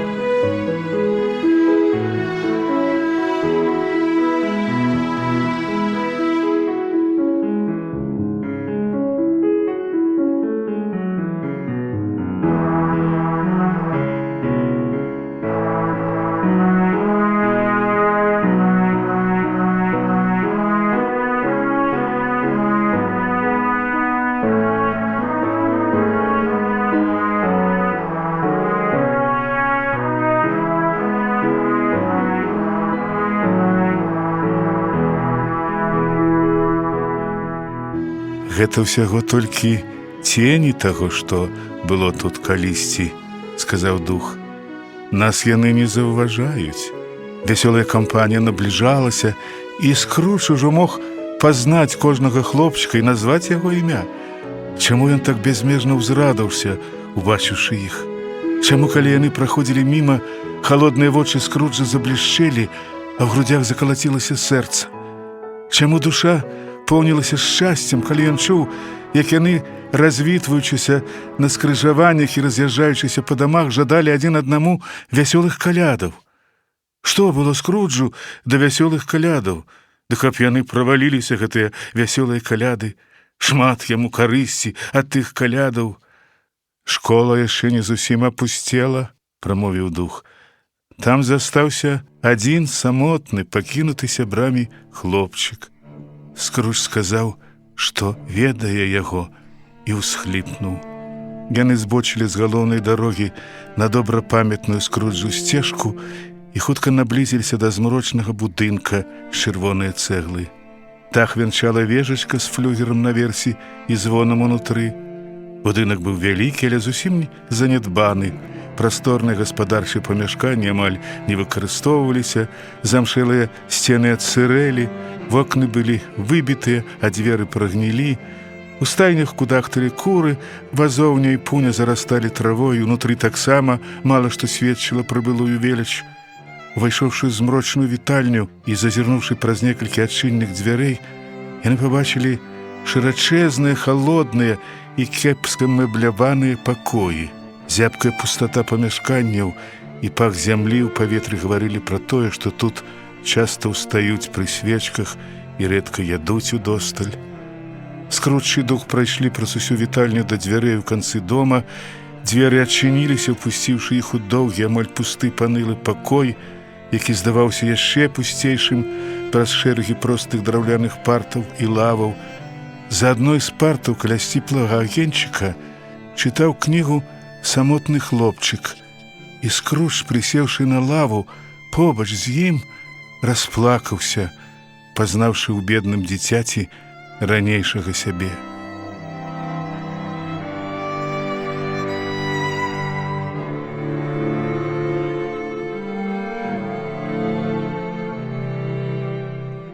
Не, непрытоенае рэха, ні мышыны піскі, валтузня за абшыўкай, ні гукі капяжу з напалову адталага вадасцёку на змрочным двары, ні ўздыхі між галля журботнай таполі, ні лянотнае парыпванне дзвярэй пустое каморы, ні патрэскаванне агню, нешта іншае мякка кранала струны у душы Скруджа і выклікала слёзы на вачах.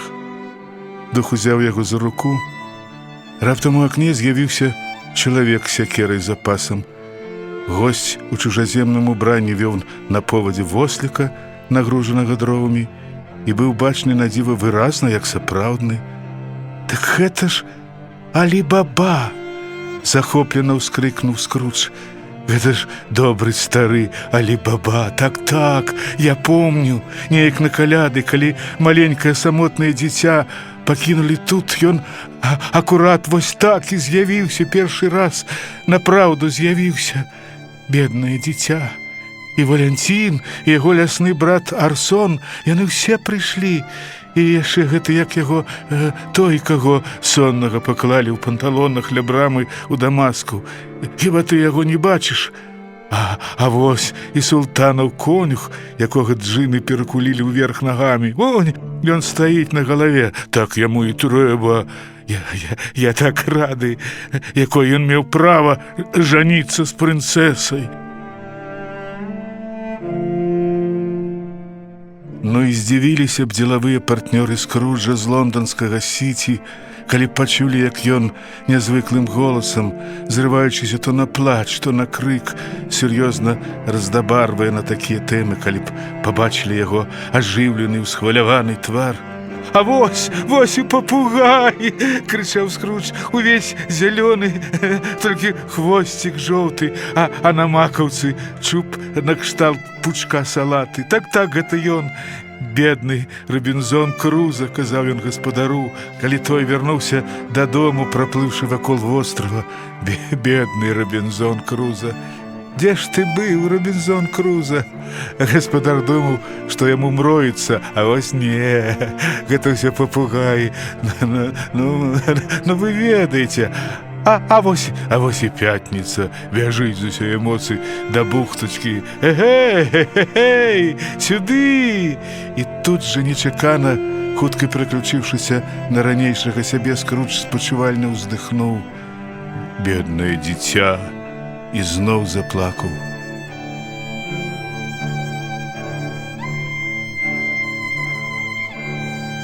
«Хацеў бы я», – прамармытаў ён, выцершы рукавом слёзы, а тады агледзеўся і засунуў руку ў кішэню.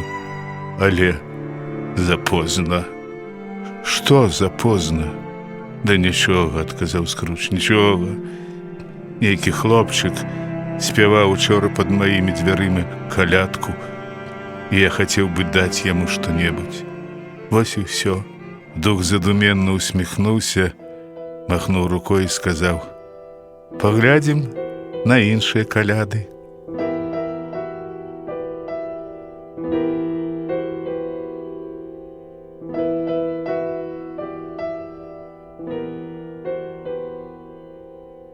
Тут Скрудж хлопчык пачаў расці, а пакой зрабіўся крыху бруднейшым і цямнейшым, абшыўка рассохлася, вокны патрэскаліся, са столі абсыпаліся кавалкі тынкоўкі, але як гэта атрымалася, Скрудж разумеў не лепш, чым мы з вамі. Ён ведаў толькі, што ўсё правільна, ўсё так, як і было, што тады ён зноў сядзеў адзін, пакінуты іншымі хлопчыкамі, якія паехалі дадому святкаваць вясёлыя каляды. Цяпер ён ужо не чытаў, а в адчаі хадзіў туды-сюды. Скрудж зірнуў на духа, скрушна пахітаў галавой і трывожна ўгледзеўся ў дзверы. Дзверы адчыніліся, і ў пакой імкліва ўбегла маленькая, нашмат меншая за хлопчыка дзяўчынка. Абняўшы яго за шыю, яна пачала яго цалаваць, называючы сваім дарагім братцікам. «Дарагі братцік, я прыйшла забраць цябе дадому», – крычала дзіця, пляскаючы маленечкімі ладонькамі і ледзь не падаючы ад смеху. «Дадому, забраць дадому». «Дадому?» – маленькая Фэн, здзівіўся хлопчык. «Так, дадому», – адказала дзіця, зяючы ад шчасця. «Дадому назаўсёды, дадому, зусім дадому. Цяпер бацька нашмат дабрэйшы, чым раней, і дома ў нас, як у раі». Адным цудоўным вечарам, калі я ішла спаць, ён так пяшчотна загаварыў са мной, што я не пабаялася яшчэ раз запытаць ім: «Можаш ты вярнуцца дадому?» Ён сказаў: «Так, абавязкова», і адправіў мяне па цябе ў паштовай кареце. «Цяпер ты будзеш сапраўдным мужчынам», – сказала дзяўчынка, шырока адкрыўшы вочы, «і больш ніколі не вернешся сюды. Але перш-наперш мы разам прабавім усе калядныя дні і будзем весяліцца, як яшчэ ніколі не весяліліся». «Ты Ужо амаль дарослая, маленькая Фэн, усклікнуў хлопчык. Яна запляскала ў далонькі, засмяялася і паспрабавала дакрануцца да яго галавы, але, не дацягнуўшыся, зноў засмяялася і паднялася на дыбачкі, каб абняць яго. Потым з усім дзіцячым запалам пацягнула яго да дзвярэй, і ён ахвотна падпарадкаваўся. У вітальні пачуўся чысці жахлівы голас: «Нясіце сюды скрыню маладога Скруджа!» І з'явіўся сам школьны настаўнік, які злосна і адначасова паблажліва зірнуў на маладога Скруджа, а потым канчаткова яго перапалохаў, паціснуўшы яму руку. Пасля настаўнік правёў дзяцей у самую старую на свеце студню-гасцёўню, у якой заледзянілі і карты на сцяне, і зямны з нябесным глобусы на падаконні. Там ён дастаў графін на дзіва лёгкага віна і кавалак на дзіва цяжкага пірага і прапанаваў дзецям пакаштаваць гэтых ласункаў. Тым часам зморанага слугу адправілі пачаставаць фурмана чымсьці гэтакім, на што той перадаў джэнтльмену падзяку, але ўдакладніў, калі гэта тое штосьці, якім яго частавалі мінулым разам, то лепш не трэба. Рэчы Скруджа ўжо былі прымацаваны да вярхоў карэты, а таму дзеці ахвотна пажадалі настаўніку ўсяго найлепшага і, заняўшы свае месцы, весела пакацілі садам. Хуткія колы выбівалі з цёмных вечназялёных раслінаў снег і шэрань, як пыл. Вельмі пяшчотнае стварэнне. «Дыхні, зломіш», — сказаў дух. Але ў яе было вялікае сэрца. «Маеш рацыю», — усклікнуў Скрудж.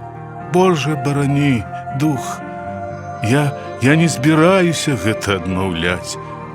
Яна памерла замужняй жанчынай», — працягнуў дух. «Здаецца, у яе засталіся дзеці?» «Адно дзіця», — удакладніў Скрудж. «Адно», — пагадзіўся дух. «Твой пляменнік». Скрудж адчуў сябе няёмка і толькі выціснуў: «Ну». Усяго імгнення таму, пакінуўшы школу, яны апынуліся на тлумнай вуліцы, дзе в абодва бакі рухаліся прывідныя мінакі, пракладалі сабе дарогу прывідныя карэты і брычкі, і дзе панавала звычайная для горада штурханіна і мітусня. Па-святочнаму ўбраныя вітрыны сведчылі пра набліжэнне калядаў, быў вечар, і на вуліцах гарэлі ліхтары. Дух спыніўся ля дзвярэй нейкай крамы і спытаў Скруджа, ці пазнае ён гэтае месца. «Ці пазнаю я гэтае месца?» — усклікнуў Скрудж. «Хіба не сюды аддалі мяне ў вучні?» Яны ўвайшлі. Убачыўшы старога джэнтльмена, які сядзеў за такой высокай канторкай, што, калі б яна была хоць на цалю вышэйшая, стары дастаў бы сваім баваўняным каўпаком да столі, Скрудж усхвалявана ўсклікнуў: «Гэта ж стары Фезевіх! Сам Фезевіх жывы і здаровы, барані яго Божа!» Стары Фезевіх адклаў перо ў бок і зірнуў на гадзіннік. Прабіла роўна 7.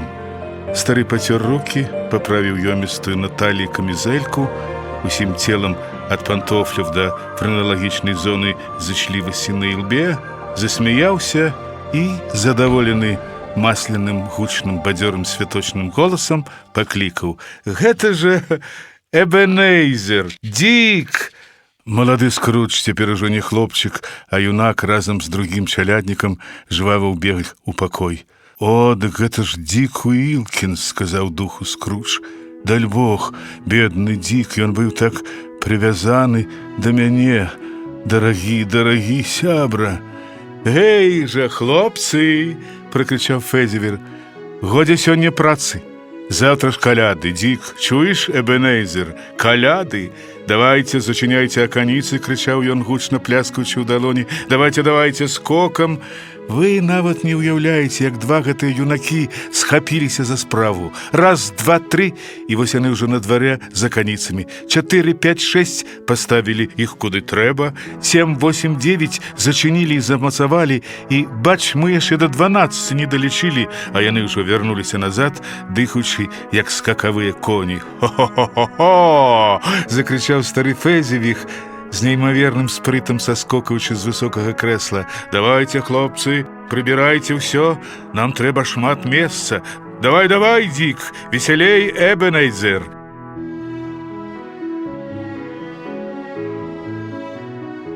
прыбраць усё. Не было таго, што яны не захацелі б і не змаглі б прыбраць пад пільным вокам старога Фезевіга. Ужо праз хвіліну пакой апусцеў, уся хаця бы крыху рухомая маёмасць знікла, нібы назаўсёды пазбаўленая грамадскіх абавязкаў. Падлогу вымелі і вымылі, лямпы прывялі ў парадак, у камін падкінулі яшчэ больш вугалю, і крамка ператварылася ў самую утульную, цёплую, чыстую і ярка асветленую бальную залу, якой толькі можна пажадаць у зімовы вечар. Прыйшоў скрыпач з нотамі, стаў за высачэзную канторку і так урэзаў вясёлую музыку, як можа ўрэзаць хіба аркестр ці як рэжуць страўнік з паўсотні страўнікавых хваробаў. Прыйшла місіс Фезевіх, сама усмешка, шырокая і нязменная. Прыйшлі 3 міс Фезіген, прамяністыя і мілыя. Прыйшлі 6 іх кавалераў з разбітымі сэрцамі. Прыйшлі ўсе маладыя мужчыны і жанчыны, што працавалі на Фезевіга. Прыйшла служанка са стрыечным братам-пекарам. Прыйшла кухарка з добрым сябрам свайго брата малочнікам. Прыйшоў хлопчык з крамкі праз дарогу. Многія падазрывалі, што гаспадар не надта радуе яго ежай, які ўвесь час хаваўся за спінай дзяўчынкі-служанкі суседняга дома. Все дакладна ведалі, што гаспадыня цягае яе за вушы.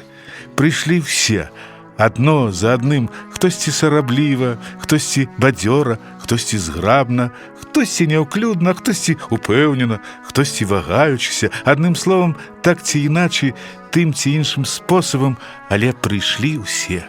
І як толькі ўсе прыйшлі, то адразу ж разбіліся на 20 параў і затанчылі. Спачатку паўкола в адзін бок, потым столькі ж у адваротны, разам у сярэдзіну кола і зноў назад, і ўрэшце закружыліся, мяняючы сяброўскія пары і фігуры.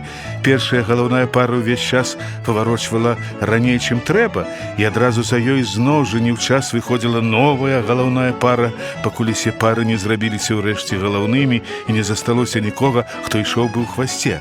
На гэтым шчаслівым моманце стары Фезевін запляскаў у далоні, каб спыніць танец, і пракрычаў: «Цудоўна! Цудоўна!»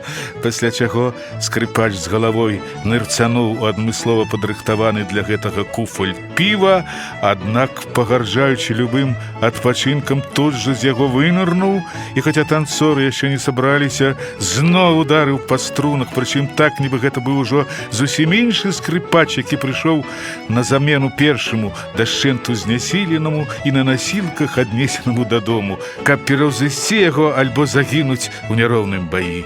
Потым зноў былі танцы, а потым гульня ў фанты, і яшчэ танцы, і пірог, і глінтвейн, па вялікім кавалку халоднай смажаніны і па вялікім кавалку варнага мяса, а потым калядныя піражкі і шмат піва. Але самае цікавае адбылося пасля смажаніны і варанага мяса, калі скрыпач, вось за штукар, каб яго сабака, ён з тых людзей, што робіць сваю справу нават лепей, чым мы можам пра гэта расказаць, урэзаў сэра Роджера Каверлі, і стары Фезевіх захацеў патанчыць з місіс Фезевіх, безумоўна, у першай пары.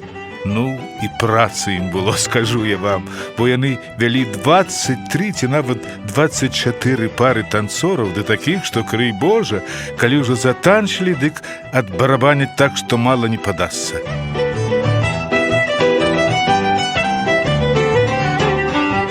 Але калі б іх было ў 2, і хай бы і ў 4 разы больш, стары Фезевіх усё адно не даў бы маху, ды і місіс Фезевінг не зломак. Яна ўвогуле была выключнай для яго парай ва ўсіх сэнсах слова. І калі гэта не самая высокая пахвала, скажыце мне, якая вышэйшая, і я тут жа ўнясу праўку ў тэкст. Лыткі Фезевіга проста такі выпраменьвалі ззяння. Увесь танец яны зырчэлі як 2 месяцы. Вы ніколі не змаглі бы прадказаць, у якім месцы яны апынуцца ў наступны момант. І калі стары Фезевіх і яго жонка прайшліся па ўсіх фігурах танцу, наперад і назад, узяўшыся за рукі, паклоны і рэверансы, потым пакруціліся, прайшлі падаркай рук і вярнуліся ўрэшце на сваё месца, Фезевіх выкінуў такога спрытнага антраша, што ўсім падалося, нібыта ён падміргнуў нагамі. але праз імгненне ён ужо непахісна стаяў на зямлі. Калі прабіла 11, хатні баль скончыўся. Містер і місіс Фезевік занялі свае месцы па баках ад дзвярэй і на развітанне паціснулі руку кожнаму госцю ці госці, зычачы ім вясёлых калядаў. А калі ўсе разышліся, гаспадары гэтак жа развітались з чаляднікамі, радасныя галасы расталі дзесьці ўдалечыні, і хлопцы скіраваліся да сваіх ложкаў, што месціліся ў краме пад прылаўкам. Цягам усяго балю Скрудж паводзіў як вар'ят. Усім сэрцам і ўсёй душой ён весяліўся там, на балі, разам з юнаком, якім ён быў калісьці. Ён усё прыгадываў, з усімі згаджаўся, усім захапляўся і адчуваў незвычайнае хваляванне. І толькі цяпер, калі шчаслівыя твары ранейшага Эбенайзера і яго сябра дзіка зніклі, ён успомніў пра духа і злавіў на сябе яго пільны позірк, заўважыўшы, што святло на галаве здані разгарэлася нашмат ярчэй. Як мала трэба, каб гэтыя дурні адчулі ўдзячнасць, сказаў дух. Мала, паўтарыў за ім Скрудж. Дух прапанаваў яму прыслухацца да размовы двух чаляднікаў, якія разліваліся ў пахвалах старому Фезевігу, і калі Скрудж так і зрабіў, сказаў: «Ну што, хіба не так? Ён патраціў усяго некалькі фунтаў гэтых вашых чалавечых грошай, не больш за 3-4. Няўжо ён варты такіх пахвалаў?» «Усё не зусім так», — адказаў абураны заўвагай Скрудж, не заўважаючы, што яго вуснамі гаворыць ранейшы юнак Эбенайзер. «А не ён сам, не зусім так, дух.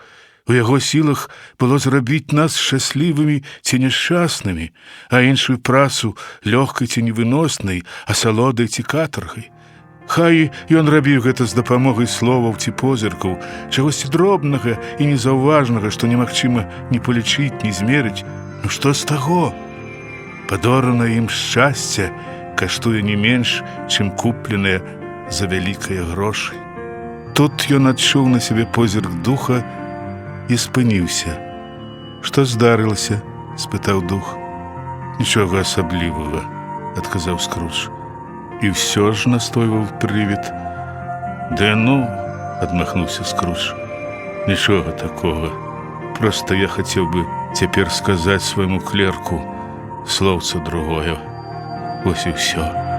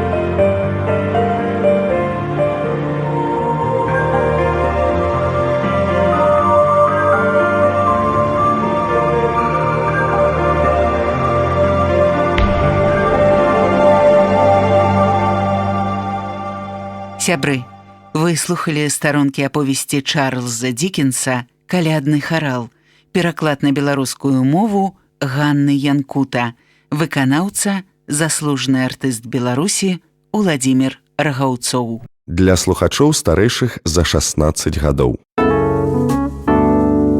Радыёбібліятэка.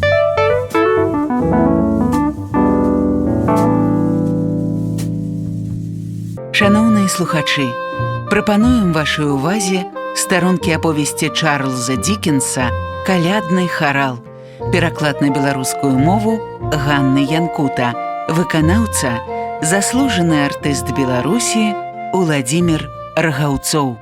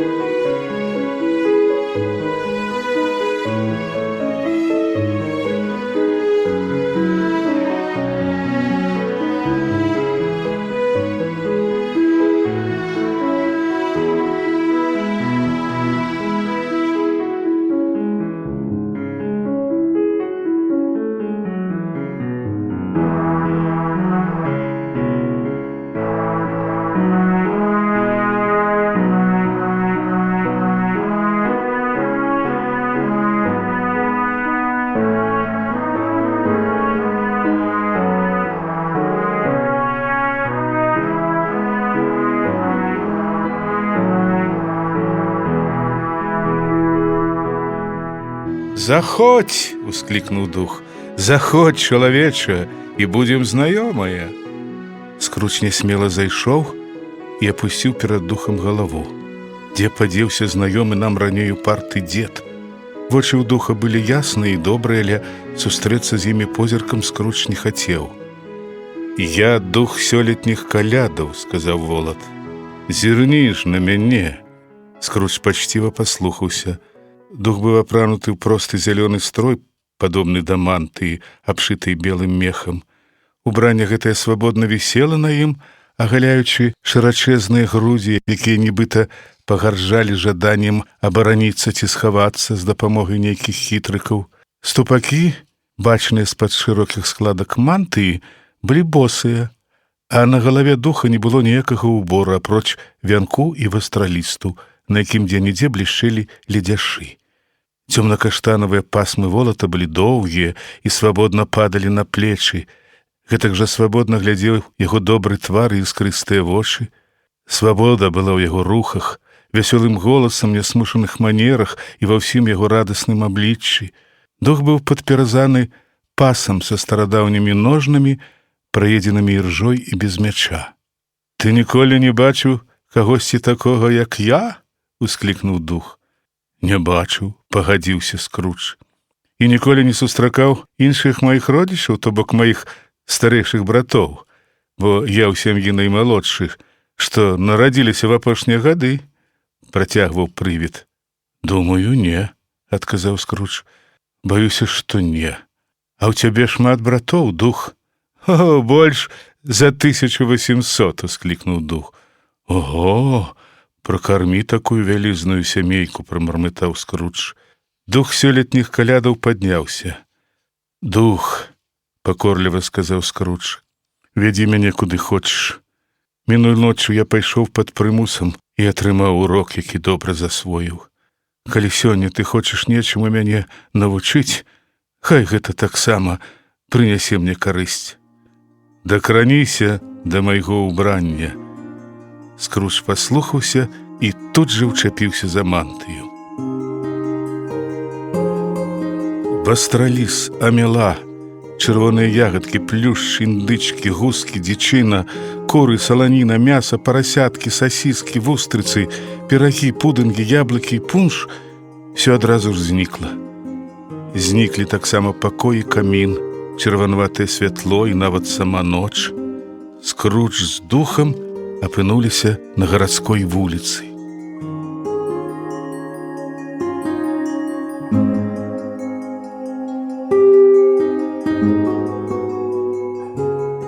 Быў калядны ранак, і паўсюль чулася хоць і раскаватая, але вясёлая, зусім неагідная музыка.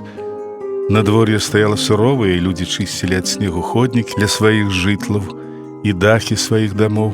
А шчаслівыя хлопчыкі проста шалелі ад таго, як снег падае на дарогу, падымаючы над ёй маленькую штучную завіруху. Фасады дамоў выглядалі досыць змрочна, а вокны яшчэ змрачней на фоне гладкага белага снегу, што ляжаў на дахах. і крыху бруднейшага на зямлі.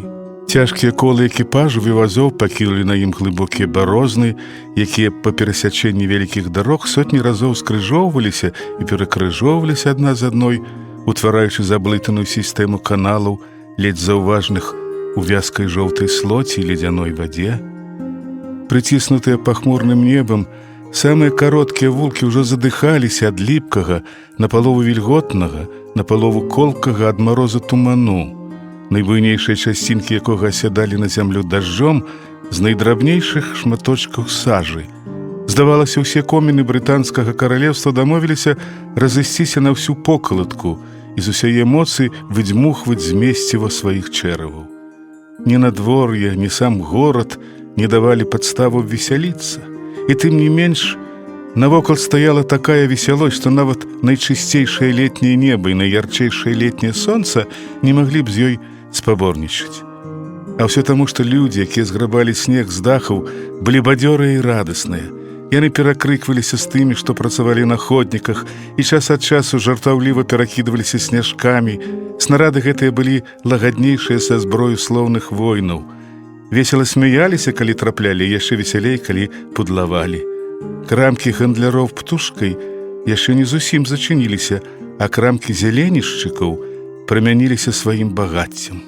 Там стаялі вялізныя, круглыя, таўстапузыя кашы з каштанамі. Яны вызіралі з-за дзвярэй і ледь не выскочвалі на вуліцу ва ўсёй сваёй апаплексічнай раскошы. Там былі румяныя і загарэлыя гішпанскія цыбуліны, што блішчылі тлустымі, як у гішпанскіх манахаў, бачкамі, і з гуллівай хітрынкай падміргвалі з паліцаў дзяўчатам, якія праходзілі міма, і з удаванай сціпласцю пазіралі на развешаныя паўсюль галінкі амелы. Там былі яблыкі і грушы, складзеныя высокія маляўнічыя піраміды. Былі гронкі вінаграду, шчодрай рукой гандляра, развешаныя на круках у самых бачных месцах, каб мінакі маглі бясплатна глытаць сліну. Былі горы фундуку, бурага і імшыстага, водар якога нагадаў пра даўнія вандроўкі сярод лясоў і пра горы апалай лістоты, в якой так прыемна шамацець нагамі. Норфалкскія печаныя яблыкі, кругленькія, цёмненькія, добра заўважныя на фоне жоўтых лімонаў і апельсінаў. Усім сваім сакавітым выглядам яны настойліва угаворвалі і проста малілі пакупнікоў запакаваць іх у паперу і з'есці дома на дэсерт. А бакалейная крамка, ох, ужо гэтая бакалейная крамка. Яе амаль замкнулі, адна ці две аканіцы ўжо зачыненыя, але колькі ўсяго яшчэ можна было ўбачыць. Бо там не проста так весела пазвоньвалі вагі, апускаючыся да самага прылаўка. Не проста так імкліва змотвалася з валіка вяроўка, бляшанкі скакалі туды і сюды, нібы ў руках жанглёра. Не проста так радаваў ноздры змяшаны водар гарбаты і кавы, найвыдатнейшыя рызынкі красаваліся цэлымі кучамі, міндаль здзіўляў сваёй белатой, галінкі цынамоны сваёй роўнасцю і даўжынёй, а астатнія спецыі сваёй духмянасцю, і не проста так пакрытыя цукровай глазурай цукаты змушалі нават самага абыякавага разяваку ледь не траціць прытомнасць і потым яшчэ доўга пакутаваць ад развіцця страўнікавага соку. Там не проста так ляжаў вільготны сакавіты інжыр, а кісленькі чарнасліў пабліскаваў у багата размаляваных скрынях, і не проста так абсалютна ўсё выглядала так апетытна ў сваіх калядных пакунках. Там яшчэ дагэтуль тоўпіліся прагныя пакупнікі, пхаючы аднаго ля дзвярэй, бязлітасна скрыгочучы лазовымі кошыкамі, забываючы свае пакупкі на прылаўку і вяртаючыся па іх, робячы сотні іншых такіх жа бязглуздзіц, але не трацячы пры гэтым пачуцця гумору, поўныя самых радасных надзеяў гэтага дня.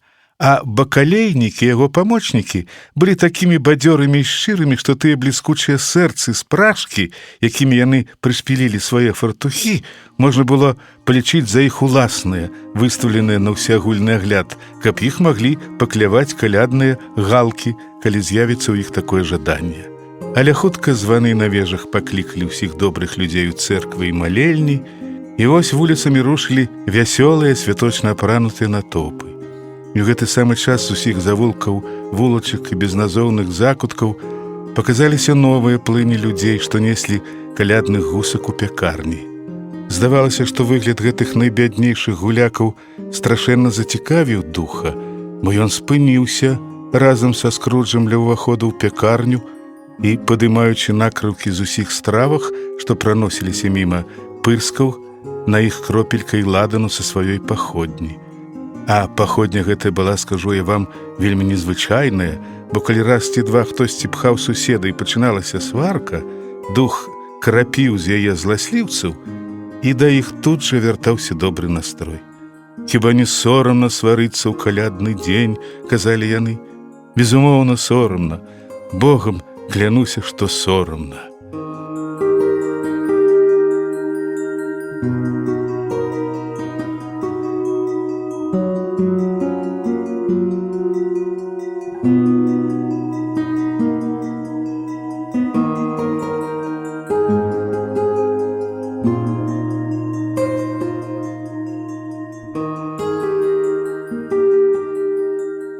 У належны час звон сціх, і пякарні зачыніліся, затое з'явіліся добрыя знакі таго, што калядныя абеды ўжо гатуюцца.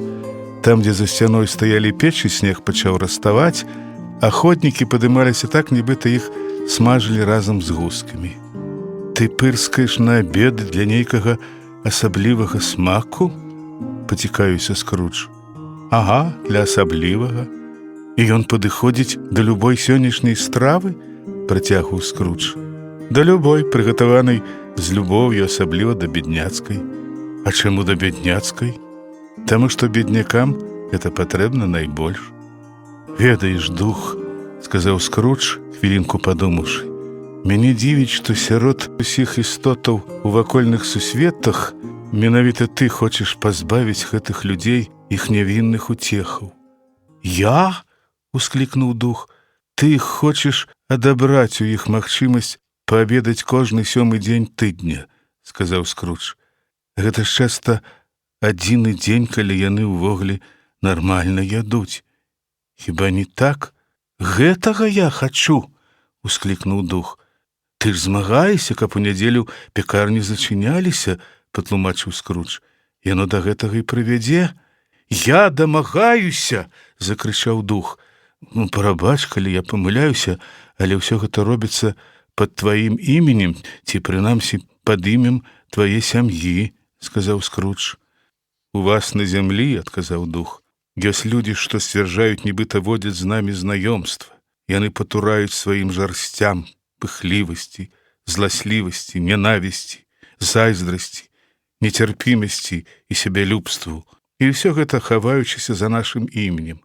Але гэтыя людзі для нас і ўсіх нашых родных і сяброў чужыя. Іх для нас нібыта не існуе. Помні пра гэта. І за іх справы пытай з іх саміх, а не з нас». Скрудж паабяцаў, што так і зробіць, і яны небачна, як і раней, перанесліся на ўскраіну горада. Яшчэ ля пякарні Скрудж заўважыў, што дух мае адну цудоўную якасць. Ён можа, нягледзячы на высачэзны рост, з лёгкасцю змясціцца дзе заўгодна. Пад нізкім дахам ён стаіць з такой жа выгодаю і выглядае гэтак жа дзівосна, як і пад скляпеннем высачэзныя залы. І ці то добраму духу было прыемна паказаць гэтае ўменне, ці то добрая шчодрасць, велікадушнасць і спачуванне ўсім добрым людзям скіравала яго наўпрост да скруджавага клерка, але дух вёў Скруджа, што ўчапіўся за яго ўбранне менавіта туды. Ля самага парогу дух з усмешкай спыніўся і блаславіў жытло Боба Кретчета. Вы толькі падумайце, Боб атрымліваў усяго 15 бобікаў, то бок шылінгаў за тыдзень, і клаў у кішэню суботу толькі 15 копіяў свайго хрысціянскага імені, і тым не менш дух сёлетніх калядаў блаславіў яго 4-пакаёвае жытло.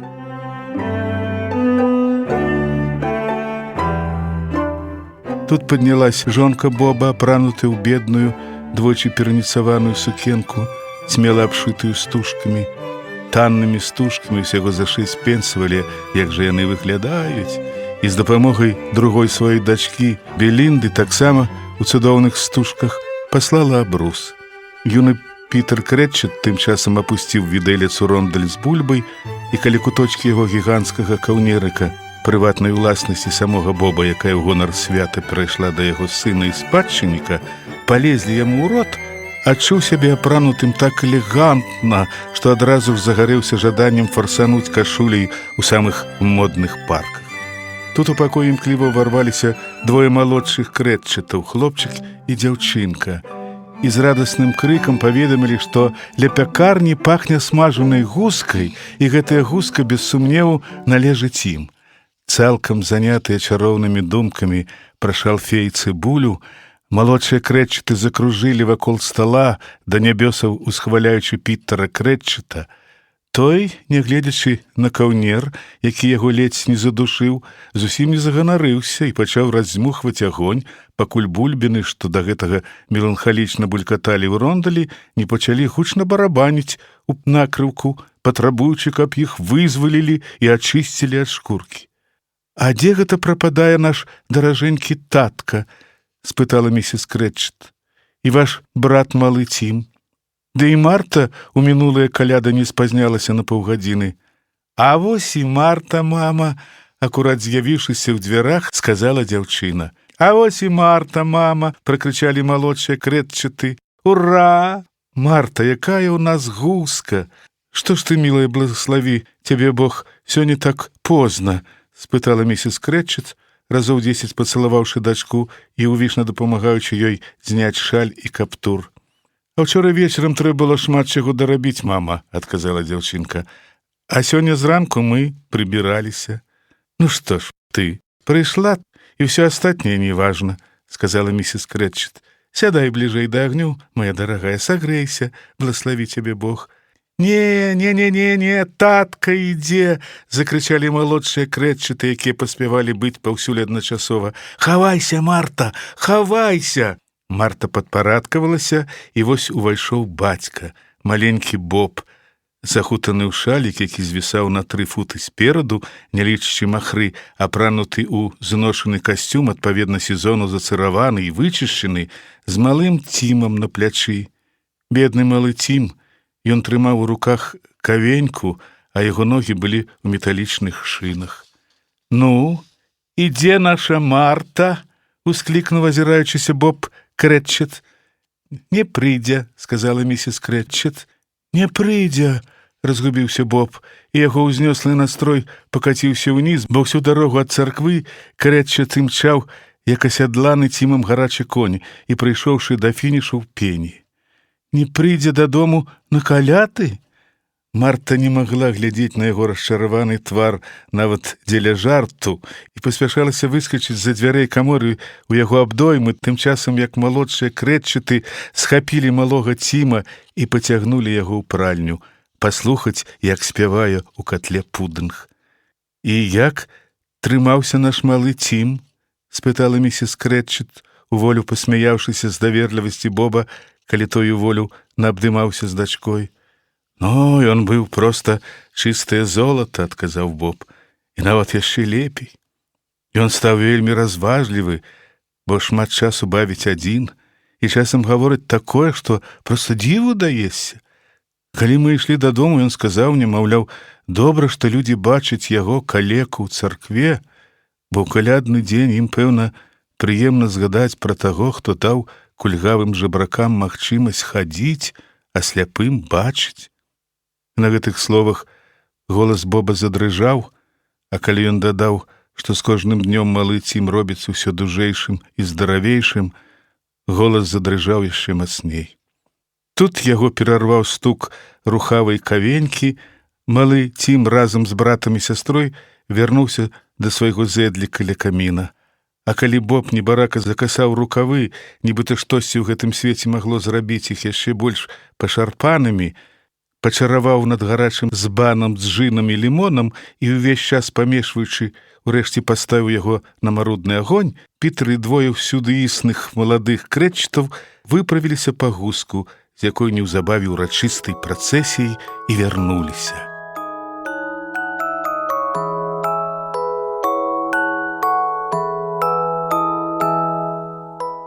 Калі б вы бачылі, якой сумятнёй суправаджалася з'яўленне гускі, то падумалі б, што гэта самая рэдкая птушка ў свеце. Зрэшты, у гэтым бедным жытле так яно і было. Місіс Крэтчыц давяла падліўку, прыгатаваную загадзя ў маленькім рондліку да кіпення. Юны Пітер пачаў з неверагоднай жарсцю размінаць бульбу. Белінда дадала ў яблычны соус цукру. Марта змахнула пыл з гарачых талерак.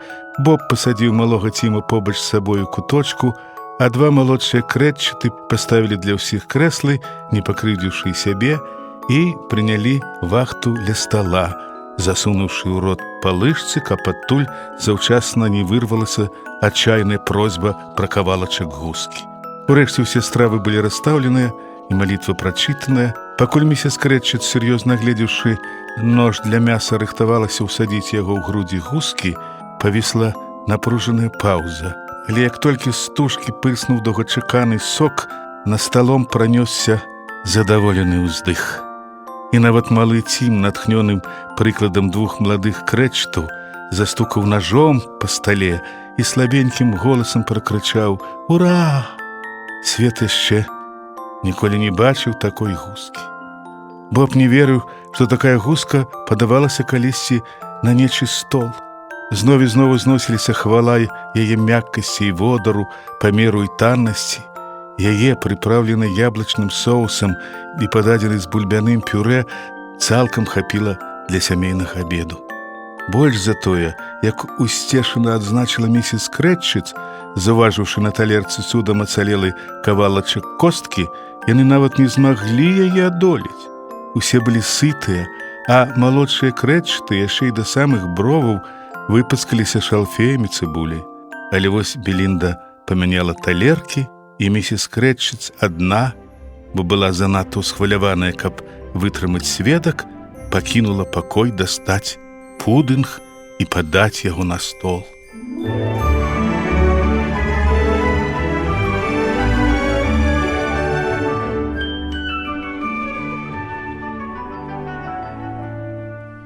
Вы толькі уявіце, што пудынг не гатовы, што ён разваліцца, калі яго будуць даставаць, што нехта пералез праз плот на заднім двары, і пакуль яны радаваліся гусцы, скраў пудынг. На гэтай думцы двое маладых Крэтчытаў проста змярцвелі. Якіх толькі жахаў яны не ўявілі. Але ж не, вось і густыя клубы пары, а значыць, пудынг дасталі з катла. Пахне, нібы ў пральны дзень. Это ўсё тканіна. Цяпер пахне як ад карчмы і кандытарскай, што стаяць побач, і пральні, што месціцца трошкі далей. Это пудынг. Праз паўхвілінкі з'явілася і сама місіс Крэтчыт, расчырванелая, але з гордаю смешкай і з пудынгам, такім цвёрдым і крэпкім, як стракатае гарматнае ядро, апечанае паловай ад чвэртачкі падпаленага брэндзі і ўпрыгожанае зверху калядным вастралістам.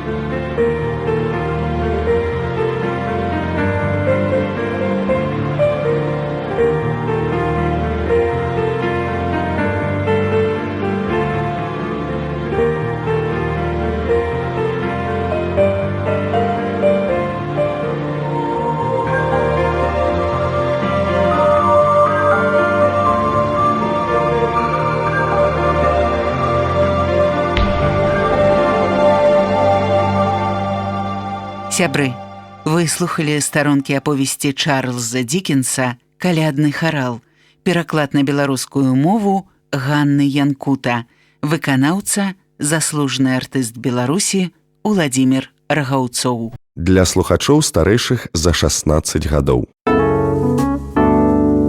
Радыёбібліятэка.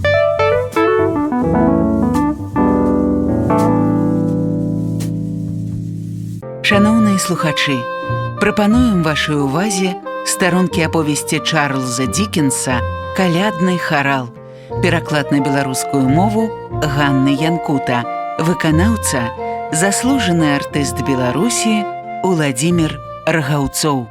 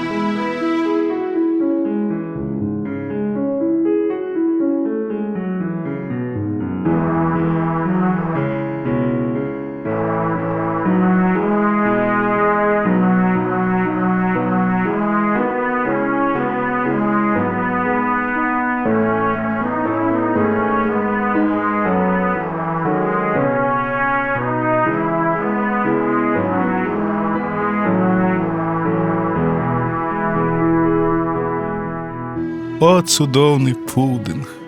Боб Крэтчет урачыста зазначыў, што сённяшні экземпляр без сумневу можна назваць найлепшым кулінарным дасягненнем місіс Крэтчет з часоў іх вяселля. Місіс Крэтчет прызналася, што яе ад сэрца адлягло, бо яна да апошняга сумнявалася, ці дастаткова мукі. Кожнаму было што дадаць да пахвалы, але ніхто не сказаў і нават не падумаў пра тое, што такога пудынгу для вялікай сям'і ўсё ж малавата, бо гэта прагучала б як грубае блюзнерства. Ад аднаго намёку на тое кожны Крэтчет тут жа пачырванеў бы. І вось абед скончаны, абрус прыбраны, камін падмецены, а агонь распалены. Пакаштавалі змесціва з бана і прызналі яго выключным. На стол паклалі яблыкі і апельсіны, а на прысак кінулі цэлы шуфлік каштанаў. Потым уся сям'я села ля каміна колам, як назваў яго Боб, несумненна маючы на ўвазе толькі паўкружжа. Локаць Боба Крэтчета апынуўся акурат ля фамільнай калекцыі шкла. 2 чаркі і кубак для крэму без ручкі. Гарачую вадкасць, тым не менш гэтыя сасуды маглі трымаць у сябе не горш за залатыя бакалы. І Боб напаўняў іх з бляскам у вачах, пакуль на агні скварчэлі і шумна лопаліся каштаны. А потым Боб прапанаваў тост. «Вясёлых усім калядаў, мае дарагія! Блаславі нас Бог!» На тост адгукнулася ўся сям'я, і апошнім прагучаў голас малога Ціма. «Блаславі нас, Бог!» Ён сядзеў на сваім зэдліку ля бацькі. Бог з любоўю трымаў яго за кволую ручку, жадаючы, каб той увесь час быў побач, нібы баючыся, што хтосьці яго адбярэ. «Дух», — сказаў Скрудж з цікавасцю, якой за ім дагэтуль не заўважалася. «Дух, скажы мне, ці будзе малы Цім жыць? Я бачу ля гэтага беднага каміна пусты зэдлік», — адказаў Дух, «і кавеньку без гаспадара, якая з пяшчотай захоўваецца. Калі будучыня не зменіць гэтую відзежу, дзіця памрэ». «Не, не!» — закрычаў Скрудж. «Не, добры дух, не! Скажы, што лёс злітуецца над ім.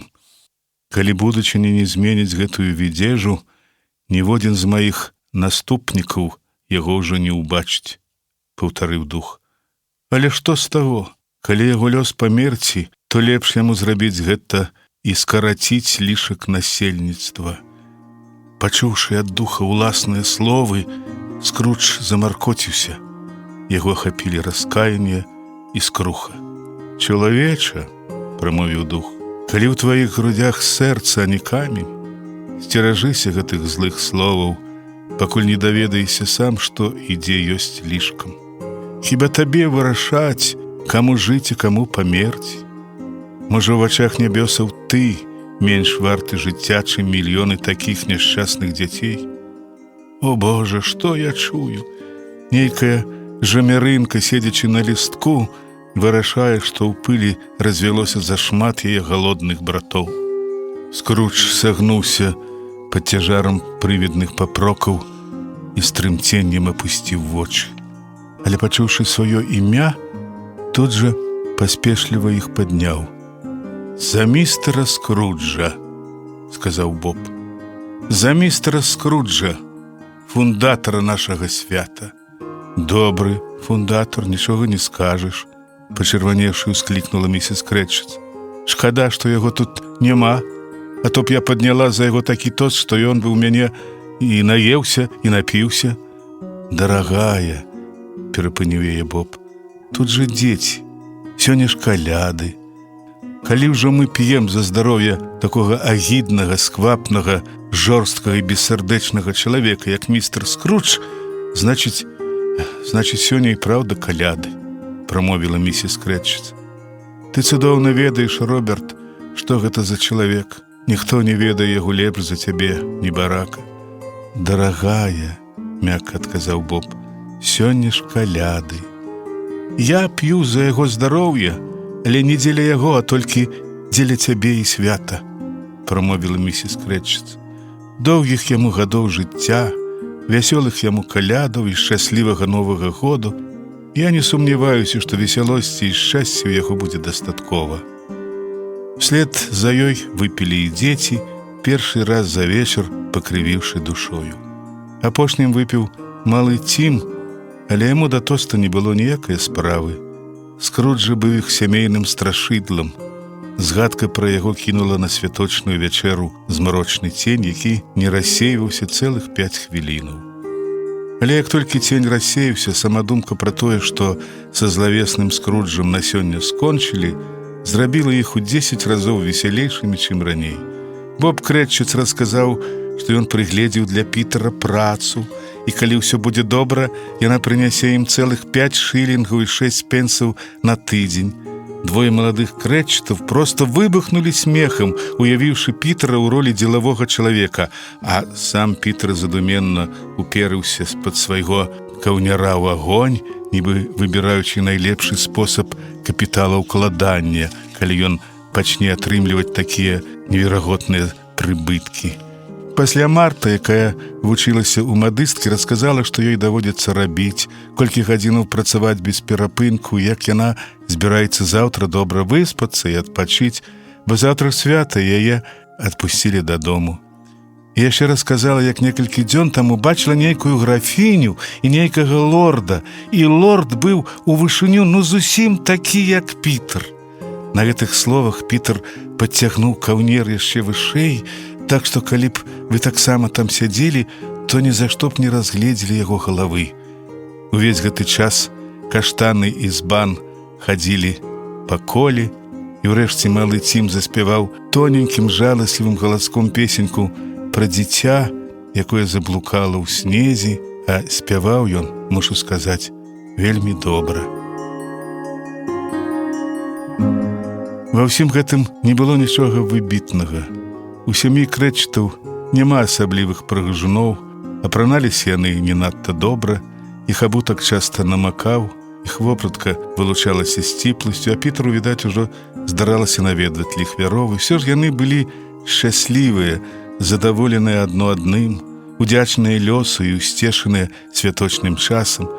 І калі яны пачалі знікаць, у апошняе імгненне усміхаючыся яшчэ шчаслівей ад яркіх пырскаў прывіднай паходні, Скрудж не мог адвесці ад іх, асабліва ад малога Тіма, вачэй.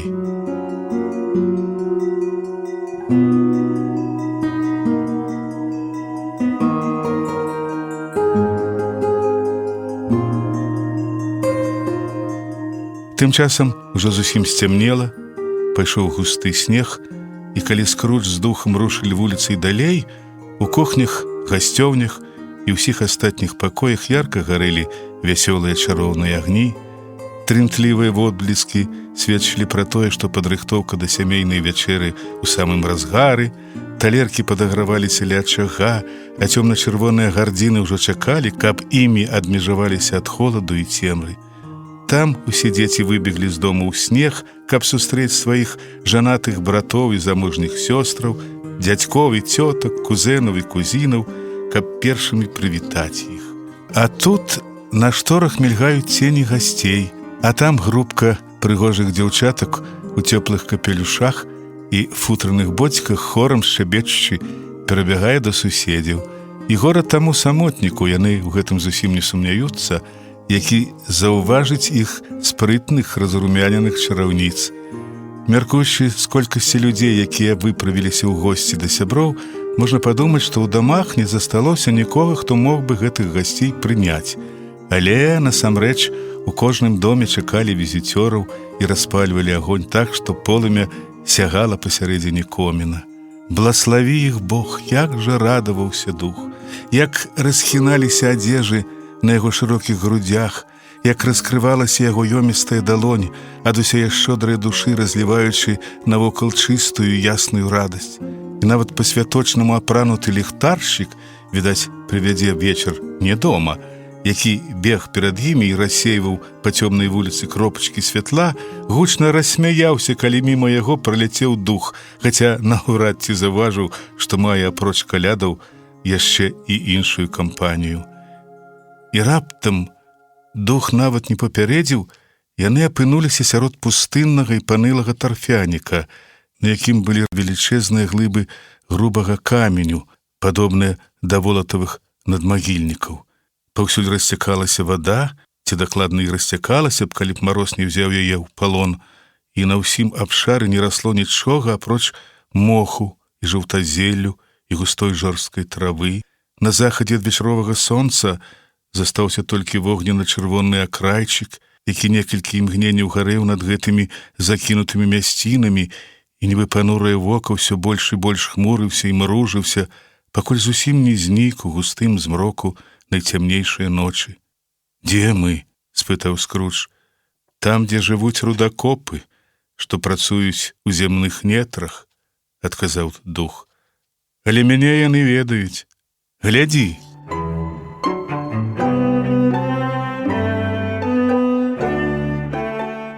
У акне хаціны заблішчаў агеньчык. Яны адразу ж скіраваліся да яго. Прайшоўшы скрозь сцяну, зробленая з каменю і гліны, яны ўбачылі вясёлую кампанію, што сабралася вакол зыркага полымя. Старыя дзед і баба з дзецьмі дзяцей, да яшчэ і іх дзецьмі у дадатак сядзелі тут у самых святочных сваіх убраннях. Ціхім голасам, які амаль заглушаўся скавытаннем ветру на бясплодных пустках, стары спяваў калядную песню, што была вельмі старою ўжо ў яго дзяцінстве. Час ад часу да яго далучаўся хор іншых галасоў, і калі гэта здаралася, голас старога рабіўся весялейшым і мацнейшым. Калі ж хор сціхаў, голас старога таксама слабеў. Дух не затрымаўся тут надоўга і, загадаўшы Скруджу схапіцца за яго мантыю, паляцеў кудысьці над тарфянікам. Але куды? Не ў мора ж? Так, у мора. Зірнуўшы назад, Скрудж з жахам убачыў далёка за сабой бераг, жахлівы ланцуг скалаў. Яго аглушылі ракатанне хваляў, якія каціліся і раўлі, і лютавалі сярод імі жа прарытых правалаў і ашалела намагаліся падмыць зямлю. За некалькі лігаў ад берагу, на бязрадасным рыфе, рэштках скалы, якая апусцілася калісьці пад ваду, і аб якую год за годам разбіваліся невтаймоўныя хвалі, стаяў самотны маяк. Цокаль яго абляпілі груды марскіх водарасцяў, а буравеснікі, калі марскія водарасці нараджаюцца з вады, то гэтых птушак, відаць, нараджае вецер. Узляталі над імі, потым імкліва сігалі ўніз, як тыя хвалі, за якія чапляліся іх крылі. Але нават тут два чалавекі, што сачылі за ліхтаром, распалілі агонь, які праз вузкае акно ў тоўстай каменнай сцяне кідаў на грознае мора зіходкі прамень святла. Злучаючы над грубым сталом мазолістыя рукі, яны зычылі адзін аднаму вясёлых калядаў і падымалі за свята бляшанкі з грогам. І старэйшы з іх, чый твар у жорсткіх змаганнях са стыхіяй загрубеў, нібы насавая фігура старога карабля, завёў суровую песню, вельмі падобную да шуму шторма. Дух зноў паімчаў наперад над чорным морам далей, далей, пакуль, як ён сам паведаміў Скруджу, яны не апынуліся далёка ад усіх берагоў і не апусціліся на палубу карабля. Яны пастаялі ля стырнавога, потым падышлі на бак да дазорцы, потым да вахтавых, цёмных прывідных фігураў, што стаялі на сваіх пастах, і кожны на караблі напяваў сабе пад нос калядную мелодыю, ці думаў пра заўтрашняе свята, ці шэптам расказваў суседу пра ранейшыя каляды, спадзяючыся сустракаць наступнае ўжо дома.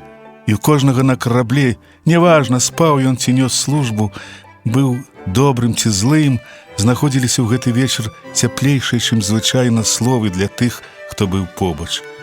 Маракі дзяліліся адзін з адным радасцю свята, успамінаючы далёкіх і дарагіх сваякоў і ведаючы, што тыя з пяшчотай згадваюць пра іх. І як жа здзівіўся Скрудж, слухаючы стогны ветру і думаючы пра ўрачысты лёс людзей, што над нязнанай безданню, глыбіні якой хаваюць не менш таямніцаў, чым сама смерць, плывуць праз цемру і самоту. Як жа, паўтаруся, ён здзівіўся, калі, панурыўшыся ў гэтыя думкі, пачуў вясёлы смех. Але яшчэ больш здзівіўся Скрудж, калі зразумеў, што гэты смех яго пляменніка, што сам ён апынуўся ў сухім і ярка асветленым пакоі, і што побач, усміхаючыся і пазіраючы на гэтага пляменніка, ухвальна і прыязна стаіць дух. «Ха-ха-ха!» – смяяўся пляменнік Скруджа. «Ха-ха-ха! Калі вам выпадала нечуванае шчасце ведаць чалавека, якому Бог падарыў весялейшы смех, чым у пляменніка Скруджа, я магу сказаць толькі адно – я вам зайздрошчу. Прадстаўце яго мне, і я з усёй пачцівасцю буду шанаваць такое знаёмства. Хвароба і гора лёгка перадаюць іншым, але няма ў свеце нічога больш неперадольнага і заразнага, чым смех і добры настрой. І гэта вельмі правільны, справядлівы і высакародны парадак. Калі пляменнік Скруджа ад смеху хапаўся за бакі, трос галавой і крывіў самыя неверагодныя грымасы, яго жонка, Скруджава пляменніца па мужу, смяялася гэтак жа весела, як і ён. Не адставалі і госці, яны таксама з усёй эмоцыі рагаталі. «Ха-ха-ха! Ён сказаў, што каляды – гэта шахрайства!» – крычаў пляменнік Скруджа. «І ён шчыра ў гэта верыць!» «І гэта, Фред, яшчэ горай!» – абурана сказала пляменніца Скруджа. «Бог з імі, жанчынамі, у іх заўсёды ўсё да канца, ўсё занадта сур'ёзна». Яна была вельмі прывабная, нават, я б сказаў, надзвычай прывабная. Прыгожы тварык з лёгкім выразам здзіўлення і ямкамі на шчоках, маленькі смелы раток, нібыта створаны для пацалункаў.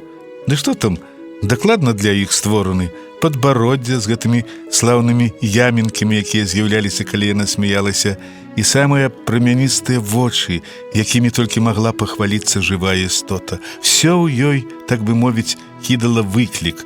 Ну, вы разумееце, пра што я. Але і несла прымірэнне. Ох, якое цудоўнае прымірэнне! Ён, праўда, дзікаваты стары, сказаў пляменнік Скруджа. Дзікаваты, і не тое, каб надта прыемныя, але ён сам сябе карае, і я нічога супраць яго казаць не буду. Ён жа вельмі багаты, Фред, нагадала яму жонка. Ну, прынамсі, ты так казаў. Ну і што з таго, моя дарагая, сказаў Фред. Яму няма з гэтага багацця ніякай карысці. Ён нічога з ім не робіць. Ён нічога не траціць на сябе. І нават не радуецца думцы пра тое, што калі-небудзь ашчаслівіць гэтым багаццем нас. Я проста цярпець яго не магу, падагуліла пляменніца Скруджа, і яе сёстры разам з іншымі дамамі ахвотна падтрымалі яе. «А я вось магу!» – усклікнуў яе муж. «Мне яго шкада, і колькі б я не стараўся, у мяне не атрымліваецца на яго раззлавацца, бо хто пакутае ад яго дурных дзівацтваў? Толькі ён сам убіў сабе ў галаву, што не любіць нас, і адмовіўся далучыцца да нашага абеду. Вынік – застаўся без нашага сціплага пачастунку. Думаю, насамрэч ён застаўся без вельмі цудоўнага пачастунку, перарвала яго Скруджава пляменніца. Усе астатнія пацвердзілі яе словы, і мы мусім прызнаць дасведчанасць гэтых суддзяў, бо яны толькі што павячэралі і сабраліся ля каміна побач за сталом, на якім стаяў дэсерт і гарэла лямпа. «Што ж, я рады гэта чуць», – сказаў пляменнік Скруджа, «бо сам не надта веру ў гэтых маладых гаспадынек. А што скажаце вы, Топер?» Топер, відаць, упадабаў адну з сёстраў Фрэдавай жонкі, а таму адказаў, што халасцяк – гэта нікчэмны неўдачнік, які не мае права выказацца на такую важную тэму. Сястра Фрэдавай жонкі, не тая, што з ружамі, а іншая, поўненькая, з карункавай шамізэткай, на гэтых словах пачырванела. «Працягвай, Фрэд», – запатрабавала пляменніца, пляскаючы ў далоні. «Ён такі смешны, заўсёды пачне і не дагаворыць». Пляменнік Скруджа чарговы раз за салодай разрагатаўся. Засцерагчыся ад гэтай інфекцыі было проста немагчыма, а таму усе адразу ж далучыліся да Фрэда, хіба што поўненькая сястра яго жонкі беспаспяхова паспрабавала супраціўляцца заразе з дапамогай духмянага воцату. «Я толькі хацеў сказаць, – прамовіў пляменнік Скруджа, – што яго кепскае да нас стаўленне і адмова павесяліцца не дазволілі яму прабавіць з намі некалькі цудоўных гадзінаў, якія б яму не пашкодзілі. Я ўпэўнены, што наша кампанія прыемнейшая за тую, якую ён мае ў старой канторы, ці ў пыльнай кватэры, ці ва ўласных думках. Я збіраюся кожны год даваць яму шанец, хоча ён таго ці не, бо мне яго шкада. Ён можа хоць да самай смерці лаяцца на каляды, але ён не адкруціцца і будзе думаць пра іх лепей, калі я, не гледзячы ні на што, год за годам буду радасна наведваць яго і пытацца: «Дядзечка Скрудж, ну як маецеся?» Калі гэта наткніць яго пакінуць сваму беднаму клерку хаця бы 50 фунтаў, і на тым дзякуй. Мне здаецца, учора я яго трошкі разварушыў.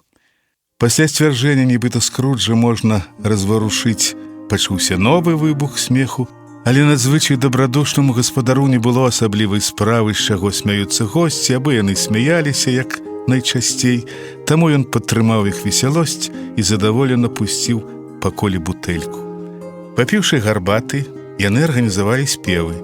Сябрына гэтая ведала ў музыцы толк, а таму, калі бралася спяваць хорам і нават на некалькі галасоў, справа ішла на лад, асабліва ў Топера. Яго бас гудзеў без натугі, на ілбе ніколі не набухалі вены, а твар зусім не чырванеў. Пляменніца Скруджа была някепскай арфісткай, і сярод астатніх мелодыяў сыграла ў той вечар адну простенькую песеньку. Вы навучыліся б насвістваць яе хвіліны за 2, не больш. Яе спявала калісьці дзяўчынка, якая забірала Скруджа з пансіёна і пра якую яму нагадаў дух мінулых калядаў.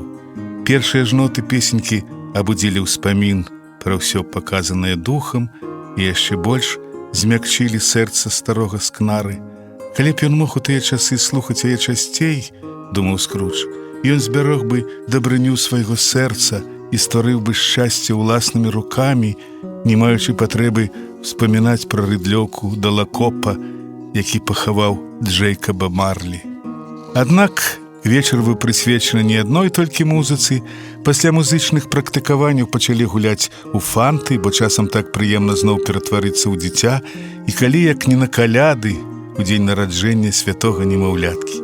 Але пачакайце, спярша гулялі ў жмуркі. Канешне, ў жмуркі. Я ніколі не паверыў, што Топер напраўду зажмурваў вочы. Хутчэй пара вачэй вырасце на яго ботах. З усёй адказнасцю заяўляю, што ён быў у змове з пляменнікам Скруджа, і дух цяперашніх калядаў пра гэта ведаў. Спрыт, з якім ён кідаўся за поўненькай сястрой з карункавай шамізэткай, быў сапраўдным здзекам з легкавернасці чалавечай натуры. Спатыкаючыся аб усялякае каміннае начынне, раскідваючы крэслы, натыкаючыся на піяніна, заблытваючыся ў гардзінах, ён ішоў туды, куды ішла яна. Ён заўсёды ведаў, дзе знаходзіцца гэтая поўненькая прыгажуня, і не жадаў лавіць кагосьці іншага. А калі вы наўмысна яму паддаліся, а некаторыя менавіта так і рабілі, ён бы прыкінуўся, што спрабуе вас схапіць, але паверыць яму значыць кінуць цень на ўласную кемнасць, бо адразу ж пасля гэтага ён бачком скіроўваўся да свае абраніцы. Яна абуралася, што гэта не па правілах, і мела рацыю. Але калі ён урэшце яе схапіў, калі ўрэшце заціснуў яе, нягледзячы на ўсе гэтыя імклівыя перапырхванні з месца на месца і шамаценне ядвабнай спаднічкай у кут, адкуль не было ратавання, паводзіны яго зусім сапсаваліся. Ён самым жахлівым і самым пачварным чынам прыкідваўся, што не пазнае яе, што мусіць дакрануцца да яе капялюшыка, а потым намацаць на пальцы пярсцёнак, а на шыі ланцужок, каб упэўніцца, што гэта менавіта яна. Не сумняваюся, яна выказала яму ўсё, што пра яго думае, калі яны схаваліся за гардзінай, пакуль хтосьці іншы бегаў з завязанымі вачыма.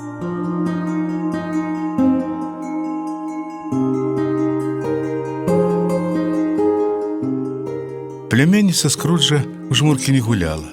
Яе ўладкавалі ва ўтульным куце на зручным фатэлі, падсунуўшы ўслон шкляног.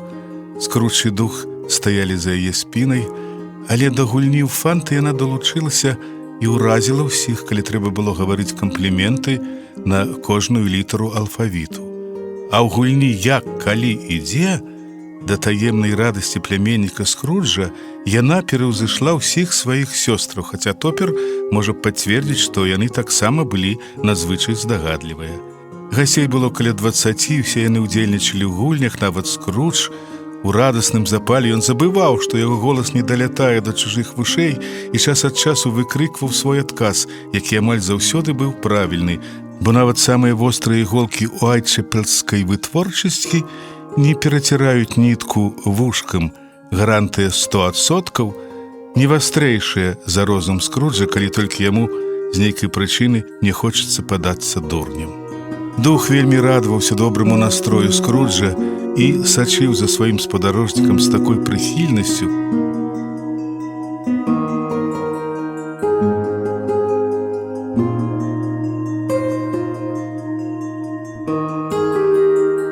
Сябры, вы слухалі старонкі аповесці Чарльза Дікенса «Калядны харал», пераклад на беларускую мову Ганны Янкута, выканаўца, заслужаны артыст Беларусі Уладзімір Рагаўцоў.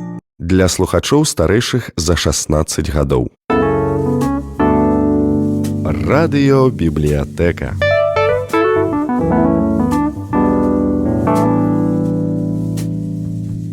Шаноўныя слухачы, прапануем вашай увазе апошнія старонкі аповесці Чарльза Дікенса «Калядны харал», пераклад на беларускую мову Ганны Янкута, выканаўца, заслужаны артыст Беларусі Уладзімір Рагаўцоў.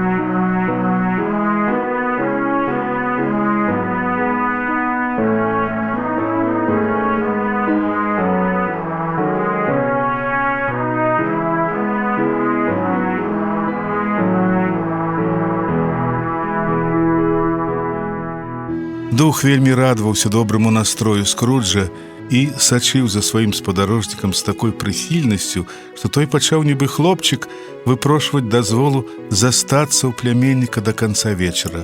Але дух адказаў, што гэта немагчыма. «У іх тут новая гульня», — угаворыў Скрудж. «Ну яшчэ паўгадзінкі». «Дух, усяго паўгадзінкі». Гульня называлася «Так і не». Пляменнік Скруджа загадваў слова, а астатнія мусілі яго адгадаць. На ўсе пытанні ён мог адказваць толькі так альбо не. Дзякуючы шквальнаму агню пытанняў, што пасыпаліся на яго, гульцы даведаліся, што Фред загадаў жывёліну, Прычым жывёліну, якая існуе да сёння, хутчэй агідную, чым наадварот, жывёліну дзікую, жывёліну, якая часам раве і буркоча, і нават нібыта размаўляе, жыве ў Лондоне, прагульваецца па вуліцах, але за грошы не паказваецца. Ніхто яе не водзіць за сабой і не трымае ў звярынцы. Яе мясам не гандлююць на рынку. І гэта ні конь, ні асёл, ні карова, ні бык, ні тыгр, ні сабака, ні свіння, ні кот, ні мядзведзь. Пасля кожнага новага пытання пляменнік выбухаў рогатам і разышоўся так, што перадаць немагчыма, нават ускочыў з канапы і пачаў тупаць нагамі. Раптам поўненькая сястра падхапілася, як і ён з крэсла, гэтак жа затупала нагамі і са смехам выкрыкнула: «Я ведаю, я адгадала, Фред, я ведаю, хто гэта». «І хто ж?» – закрычаў Фред. «Гэта твой дзядзечка, Скрудж!» І гэта напраўду быў ён. Прысутныя пачалі на выперадкі захапляцца адказам, хаця хтосьці трохі паабураўся, сцвярджаючы, што разважаў у правільным кірунку, але адказ «не» на пытанне «гэта мядзведзь» скіраваў яго ў іншы бок. «Скрудж падарыў нам сёння добрую нагоду парадавацца», – сказаў Фред, «і таму нельга не аддзячыць яму і не выпіць за яго здароўе. Бакалы з глінтвейнам ужо чакаюць, калі мы падымем іх і вып'ем за дзядзечку Скруджа». «За дзядзечку Скруджа!» – падхапілі ўсе. «Вясёлых калядаў і шчаслівага Новага года гэтаму старому, дзе б ён цяпер не быў!» – працягваў пляменнік Скруджа. «Ён не захацеў прыняць маіх пажаданняў, але, нягледзячы ні на што, хай яны збудуцца. За дзядзечку Скруджа!» Незаўважна для сябе дзядзечка Скрудж так развесяліўся, а на сэрцу яго зрабілася так лёгка, што калі б дух даў яму яшчэ трошкі часу, ён абавязкова падняў бы тост за здароўе ўсёй сябрыны, якая не здагадвалася пра яго прысутнасць, і падзякуваў бы ёй, хай сабе і бязгучна ў адказ. Але як толькі пляменнік скончыў прамову, вся карціна знікла, і дух са Скруджам прадоўжылі сваё падарожжа.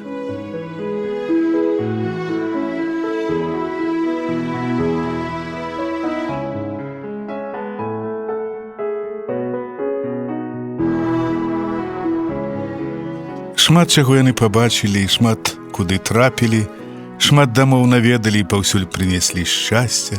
Дух падыходзіў да хворых, і тыя весялелі, да вандроўнікаў у далёкіх краінах, і тыя адчувалі цяпло дому, да людзей, што церпяць нягоды, і тыя знаходзілі сілы трымацца і спадзявацца на лепшае, да нястачы, і яна рабілася багаццем. У прытулках для жабракоў, у турмах, у лякарнях, ва ўсіх кутках, дзе жыве пакута і дзе пыхлівы чалавек, ненадоўга надзелены ўладай, не зачыняе перад духам дзвярэй, паўсюль даваў ён сваё блаславенне і вучыў Скруджа сваім запаветам. Доўга цягнулася гэтая ноч. Скрудж нават засумняваўся, што яна была толькі адна. Здавалася, за той час, які ён прабавіў з духам, прайшлі ўсе калядныя святы. Дзіўным здавалася і тое, што хаця сам Скрудж за гэтыя гадзіны вонкава не змяніўся, дух старэў проста на вачах. Заўважаючы змены в абліччы духа, Скрудж нічога не казаў, пакуль яны не пакінулі дзіцячае свята ўвечар на вадохрышча. Тады, стоячы на адкрытым паветры, побач з духам, Скрудж убачыў, што той зусім пасівеў. «Няўжо жыццё духаў такое кароткае?»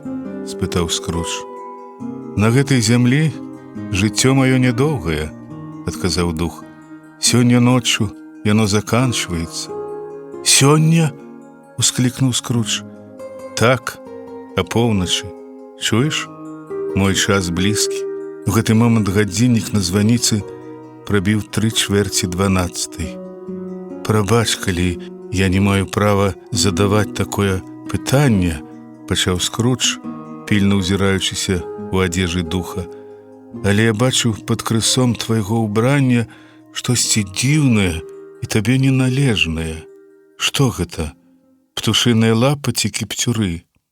«Хутчэй кіпцюры, бо на іх зусім няма плоці», – скрушна адказаў дух.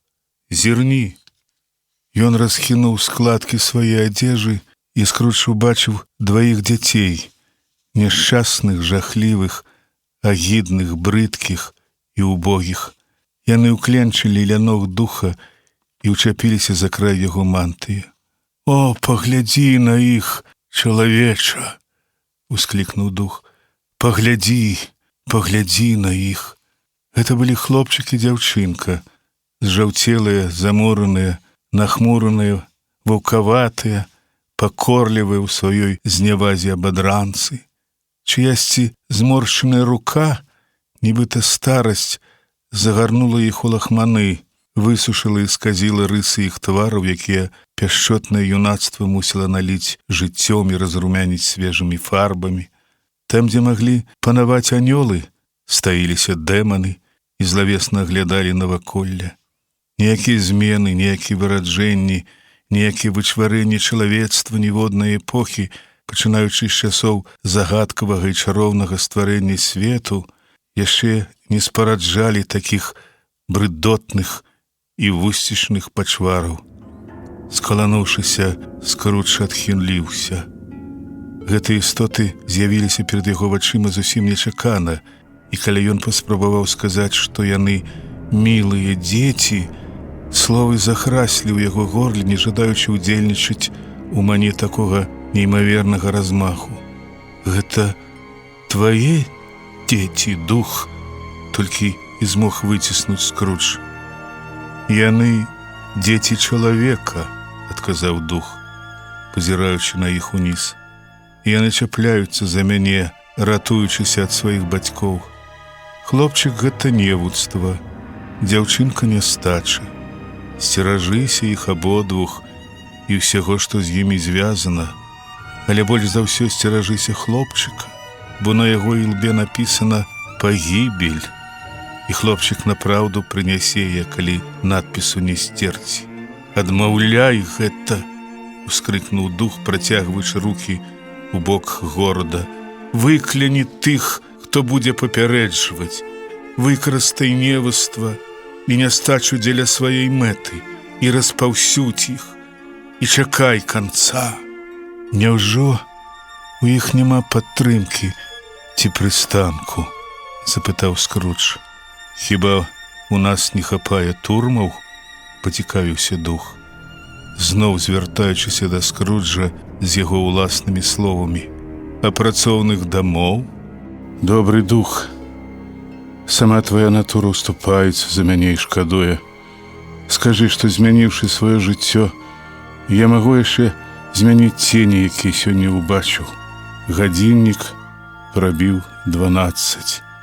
Скрудж азірнуўся, шукаючы духа, але таго ўжо не было.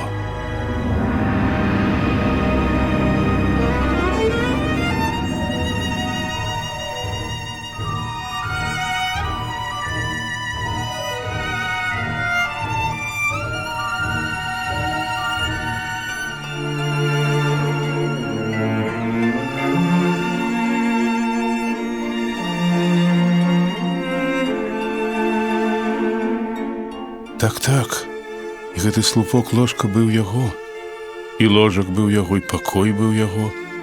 Але самым цудоўным было тое, што будучыня, якую можна палепшыць, таксама была яго.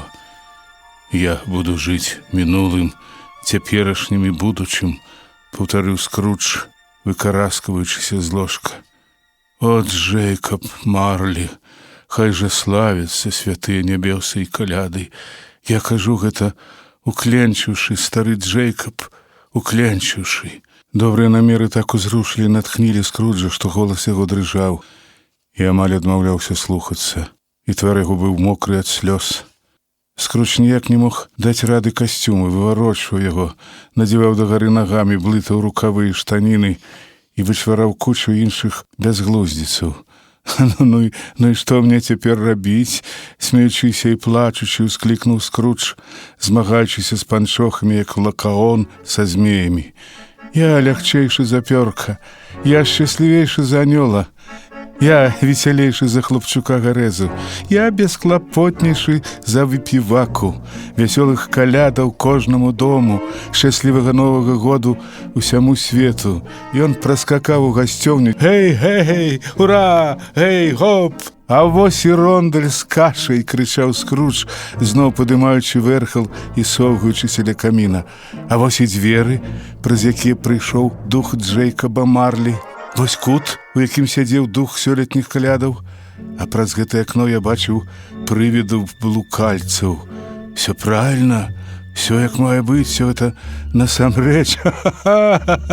Смех быў цудоўны, проста выдатны, асабліва для чалавека, які ўжо столькі гадоў не практыкаваўся. Гэта быў смех, пачынальнік цэлай кагорты іншых звонкіх і радасных смехаў. Яшчэ б ведаць, які сёння дзень, прамовіў Скрудж. Цікава, колькі часу прабавіў я разам з духамі. Я ўжо ні ў чым не ўпэўнены, зусім як дзіця, але нічога, гэта ж дробязь. Гэта цудоўна быць дзіцем. Гэй, гэй, ура! Гэй, гоп! Але тут царкоўныя званы перарвалі Скруджавы скокі, зазваніўшы так гучна, як не званілі ніколі раней. Бім-бом-бом, дзінь-дзілі-дон, дон-дзілі-дзінь, бум-бом-бім. Цуд, які цуд! Скрудж падбег да акна, адчыніў яго і высунуў галаву вонкі. Ніякага туману, ніякай імжы, ясна, светла, бадзёра, мітусліва, холадна, мароз, які змушае кроў танчыць пад сваю дудку, залатыя блікі сонца, сіняе неба, салодкае свежае паветра, вясёлыя званы. Цуд, які цуд! Які ў нас сёння дзень! Пракрычаў Скрудж хлопчыку, што ў святочным убранні бадзяўся ўнізе і аглядаўся па баках. Сёння? Перапытаў хлопчык, бязмежна здзівіўшыся. Які ў нас сёння дзень, мой дарагі сябра, паўтарыў Скрудж. Дык сёння ж каляды. Каляды, прамармытаў Скрудж, значыць, я іх не прапусціў. Духі справіліся за адну ноч. Яны могуць усё, што захочуць, няма ніякіх сумненняў, ніякіх.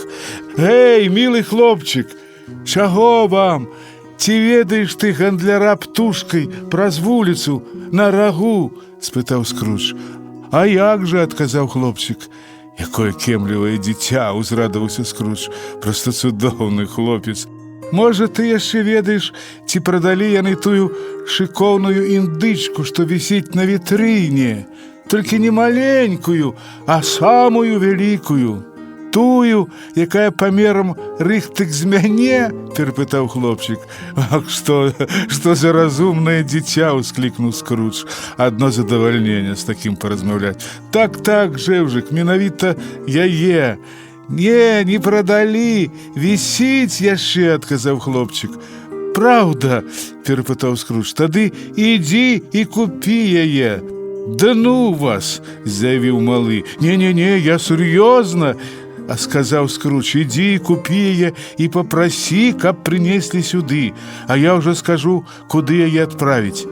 Вяртайся да мяне з крамным служкам і атрымаеш шылінг. Справішся за 5 хвілін, атрымаеш паўкроны. Хлопчык куляй кінуўся ў крамку. Калі хто ўмее спускаць курок хаця бы напалову так хутка, дык цаны няма такому стралку. Я адпраўлю яе Бобу Крэчету, прашаптаў Скрудж. А ён і ведаць не будзе, чый гэта падарунак. Яна ж разы ў 2 большая за малога Ціма. Нават Джон Міллер не прыдумваў такога жарту адправіць Бобу індычку. Почерк, якім ён надпісаў адрас, быў не зусім роўны. Ён спусціўся адчыніць уваходныя дзверы і дачакацца прыходу крамнага служкі. Стоячы ўнізе, Скрудж зачапіўся позіркам за дзвярны малаток. Я буду любіць яго да канца свайго жыцця, пракрычаў Скрудж, паляпваючы па ім рукой. Раней я на яго нават не глядзеў, што за шчыры ў яго выраз твару. Выдатны, проста выдатны дзвярны малаток. А вось і індычка. Гэй, гоп, добрага вам дня і вясёлых калядаў. Ну, і птушка гэта была, скажу я вам. Наўрад ці яна магла пры жыцці падняцца на лапкі, а калі б і паднялася, лапкі тут жа б зламаліся, як сургучныя палачкі для пячатак. Не, так проста да Кэмпдэн-таун вы яе не дацягнеце, усклікнуў Скрудж.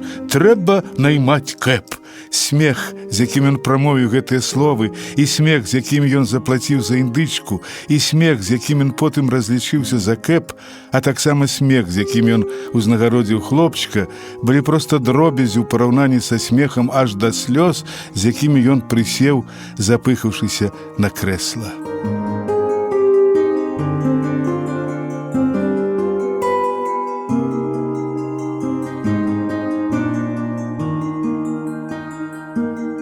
Пагаліцца аказалась задачай не з лёгкіх.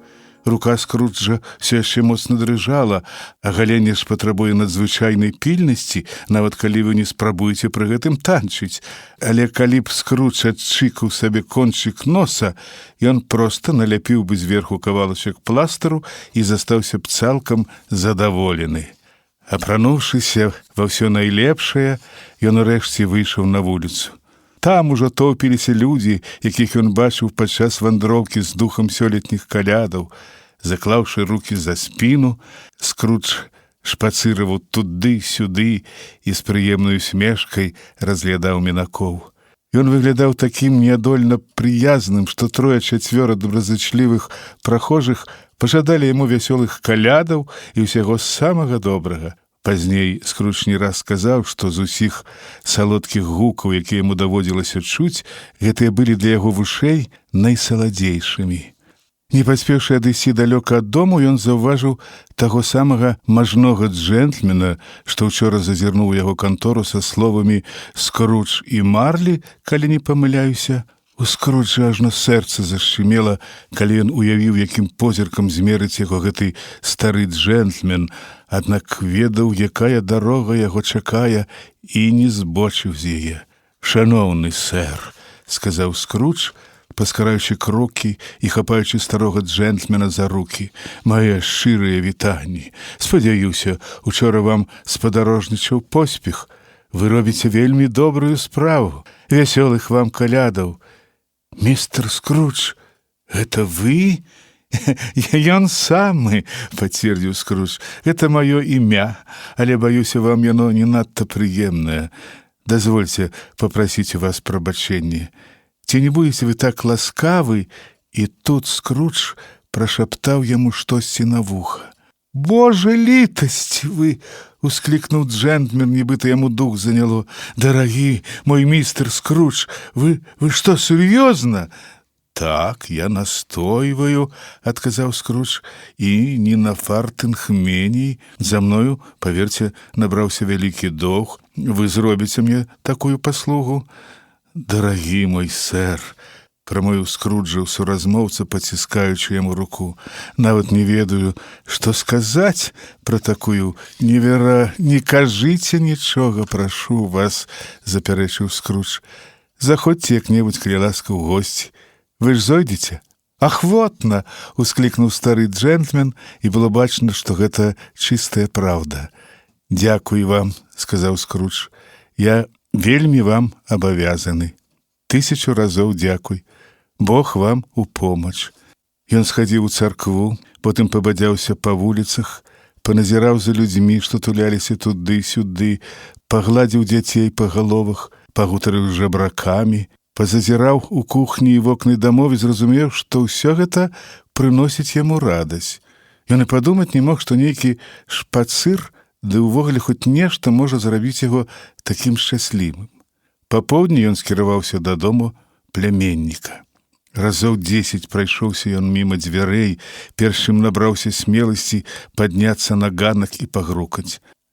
«Гаспадар дома, даражэнькая?» — спытаў Скрудж у дзяўчыны, што адчыніла дзверы. «Якая слаўная дзяўчына, вельмі слаўная». «Так, сэр. І дзе ён, мілая?» — працягваў Скрудж. «У ядальні, разам з гаспадыняй. Дазвольце, я вас правяду». «Дзякуй, ён мяне ведае», — сказаў Скрудж, ужо хапаючыся за ручку дзвярэй. «Я сам прайду, мілая». Асцярожна павярнуўшы ручку, ён нясмела зазірнуў за дзверы. Гаспадары акурат аглядалі стол. Цудоўны, між іншых і серваваны. «Фред!» – паклікаў Скрудж. «Боже ўсемагутны, як жа спалохалася жонка пляменніка!» Яна сядзела ў куце, паставіўшы ногі на ўслончык, і Скрудж проста забыў пра яе, а іначе ні за што б так не зрабіў. «То б гэта мог быць!» – усклікнуў Фред. «Гэта я, твой дядька Скрудж. Я прыйшоў на абед. Можна мне ўвайсці, Фред? Ці можна ўвайсці?» Добра яшчэ, што ён не адарваў дзядзьку руку, радасна яе паціскаючы. Праз 5 хвілін Скрудж адчуваў сябе як дома. Больш сардэчнага прыёму і ўявіць немагчыма. Жонка пляменніка выглядала гэтак жа, як падчас вандроўкі з духам. Топер, калі прыйшоў таксама, так, ён прыйшоў. Прыйшла і поўненькая сястрычка, і яна, і ўсе астатнія госці выглядалі так, як тады. Дзівоснае свята, дзівосныя гульні, дзівосная згода, дзівоснае шчасце.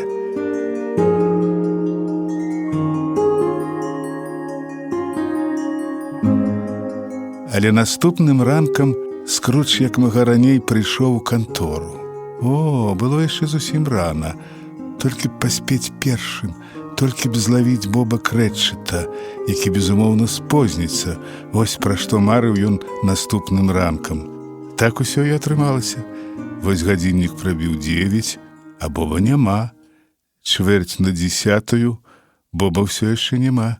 І прыйшоў ён толькі ў 18:15 хвілін. Яшчэ не ўвайшоўшы ў кантору, Боб сцягнуў капелёш і разматаў шалік. Літаральна праз імгненне ён ужо сядзеў на сваім зэдліку і з такой хуткасцю вадзіў па аркушы пяром, нібыта спрабаваў дагнаць прапушчаны час. «Ну, прывітанне, прабурчаў Скрудж сваім звычайным голасам, наколькі ён мог цяпер яго пераняць. «І як вы патлумачыце сваё з'яўленне на працы ў такі позні час?» «Я вельмі перапрашаю, сэр», – сказаў Боб. «Я і праўда спазніўся». «Вось як?» – перапытаў Скрудж. «Так, думаю, што спазніліся. Ідзіце сюды, сэр, зрабіце ласку». «Але гэта толькі раз на год, сэр», – маліў Боб. «Больш такое не паўторыцца. Я ўчора трошкі павесяліўся, сэр». «Вось што я вам скажу, даражэнькі». «Скажу», – прамовіў Скрудж. «Я не збіраюся болей гэтага цярпець. І таму...» Тут ён ускочыў з крэсла і так тузануў Боба за камізэльку, што яе гаспадар адляцеў назад у свой заканурак. «І таму я збіраюся падняць вам жалаванне». Боб затросся і падсунуўся трошкі бліжэй да лінейкі. У яго галаве ліхаманкава пранеслася ідэя аглушыць ёй Скруджа, скруціць і паклікаць людзей, што адвезлі б яго ў вар'ятню. «Вясёлых калядаў, Боб!» з непадробнай шчырасцю сказаў Скрудж і ляпнуў клерка па спіне.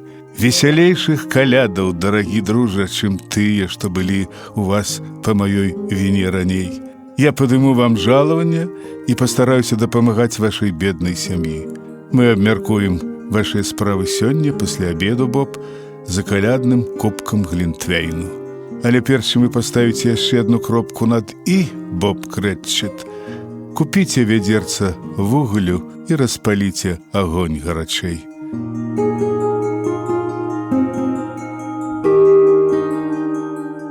Скрудж не проста трымаў слова, ён трымаў яго абедзвюмі рукамі.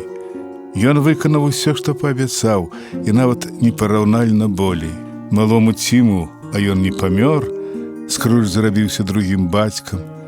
Такога добрага сябра, такога добрага гаспадара і такога добрага чалавека не бачыў яшчэ наш стары добры горад, ды і ніякі іншы стары добры горад, гарадок ці мястэчка ў нашым старым добрым свеце.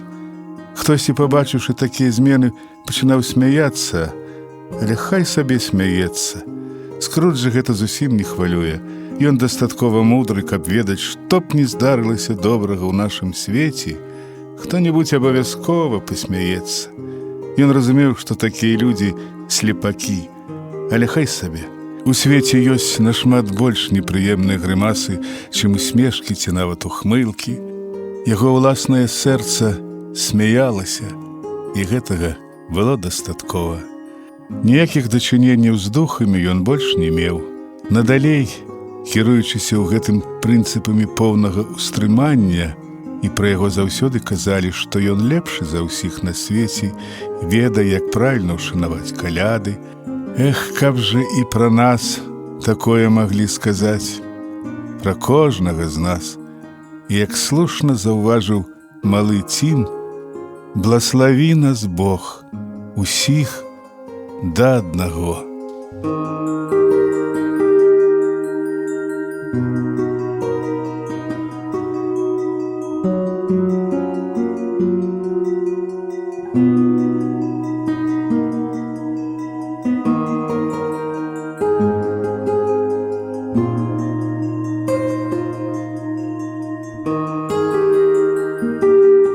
Сябры, вы слухалі апошнія старонкі аповесці Чарльза Дікенса «Калядны харал», пераклад на беларускую мову Ганны Янкута, выканаўца, заслужаны артыст Беларусі Уладзімір Рагаўцоў.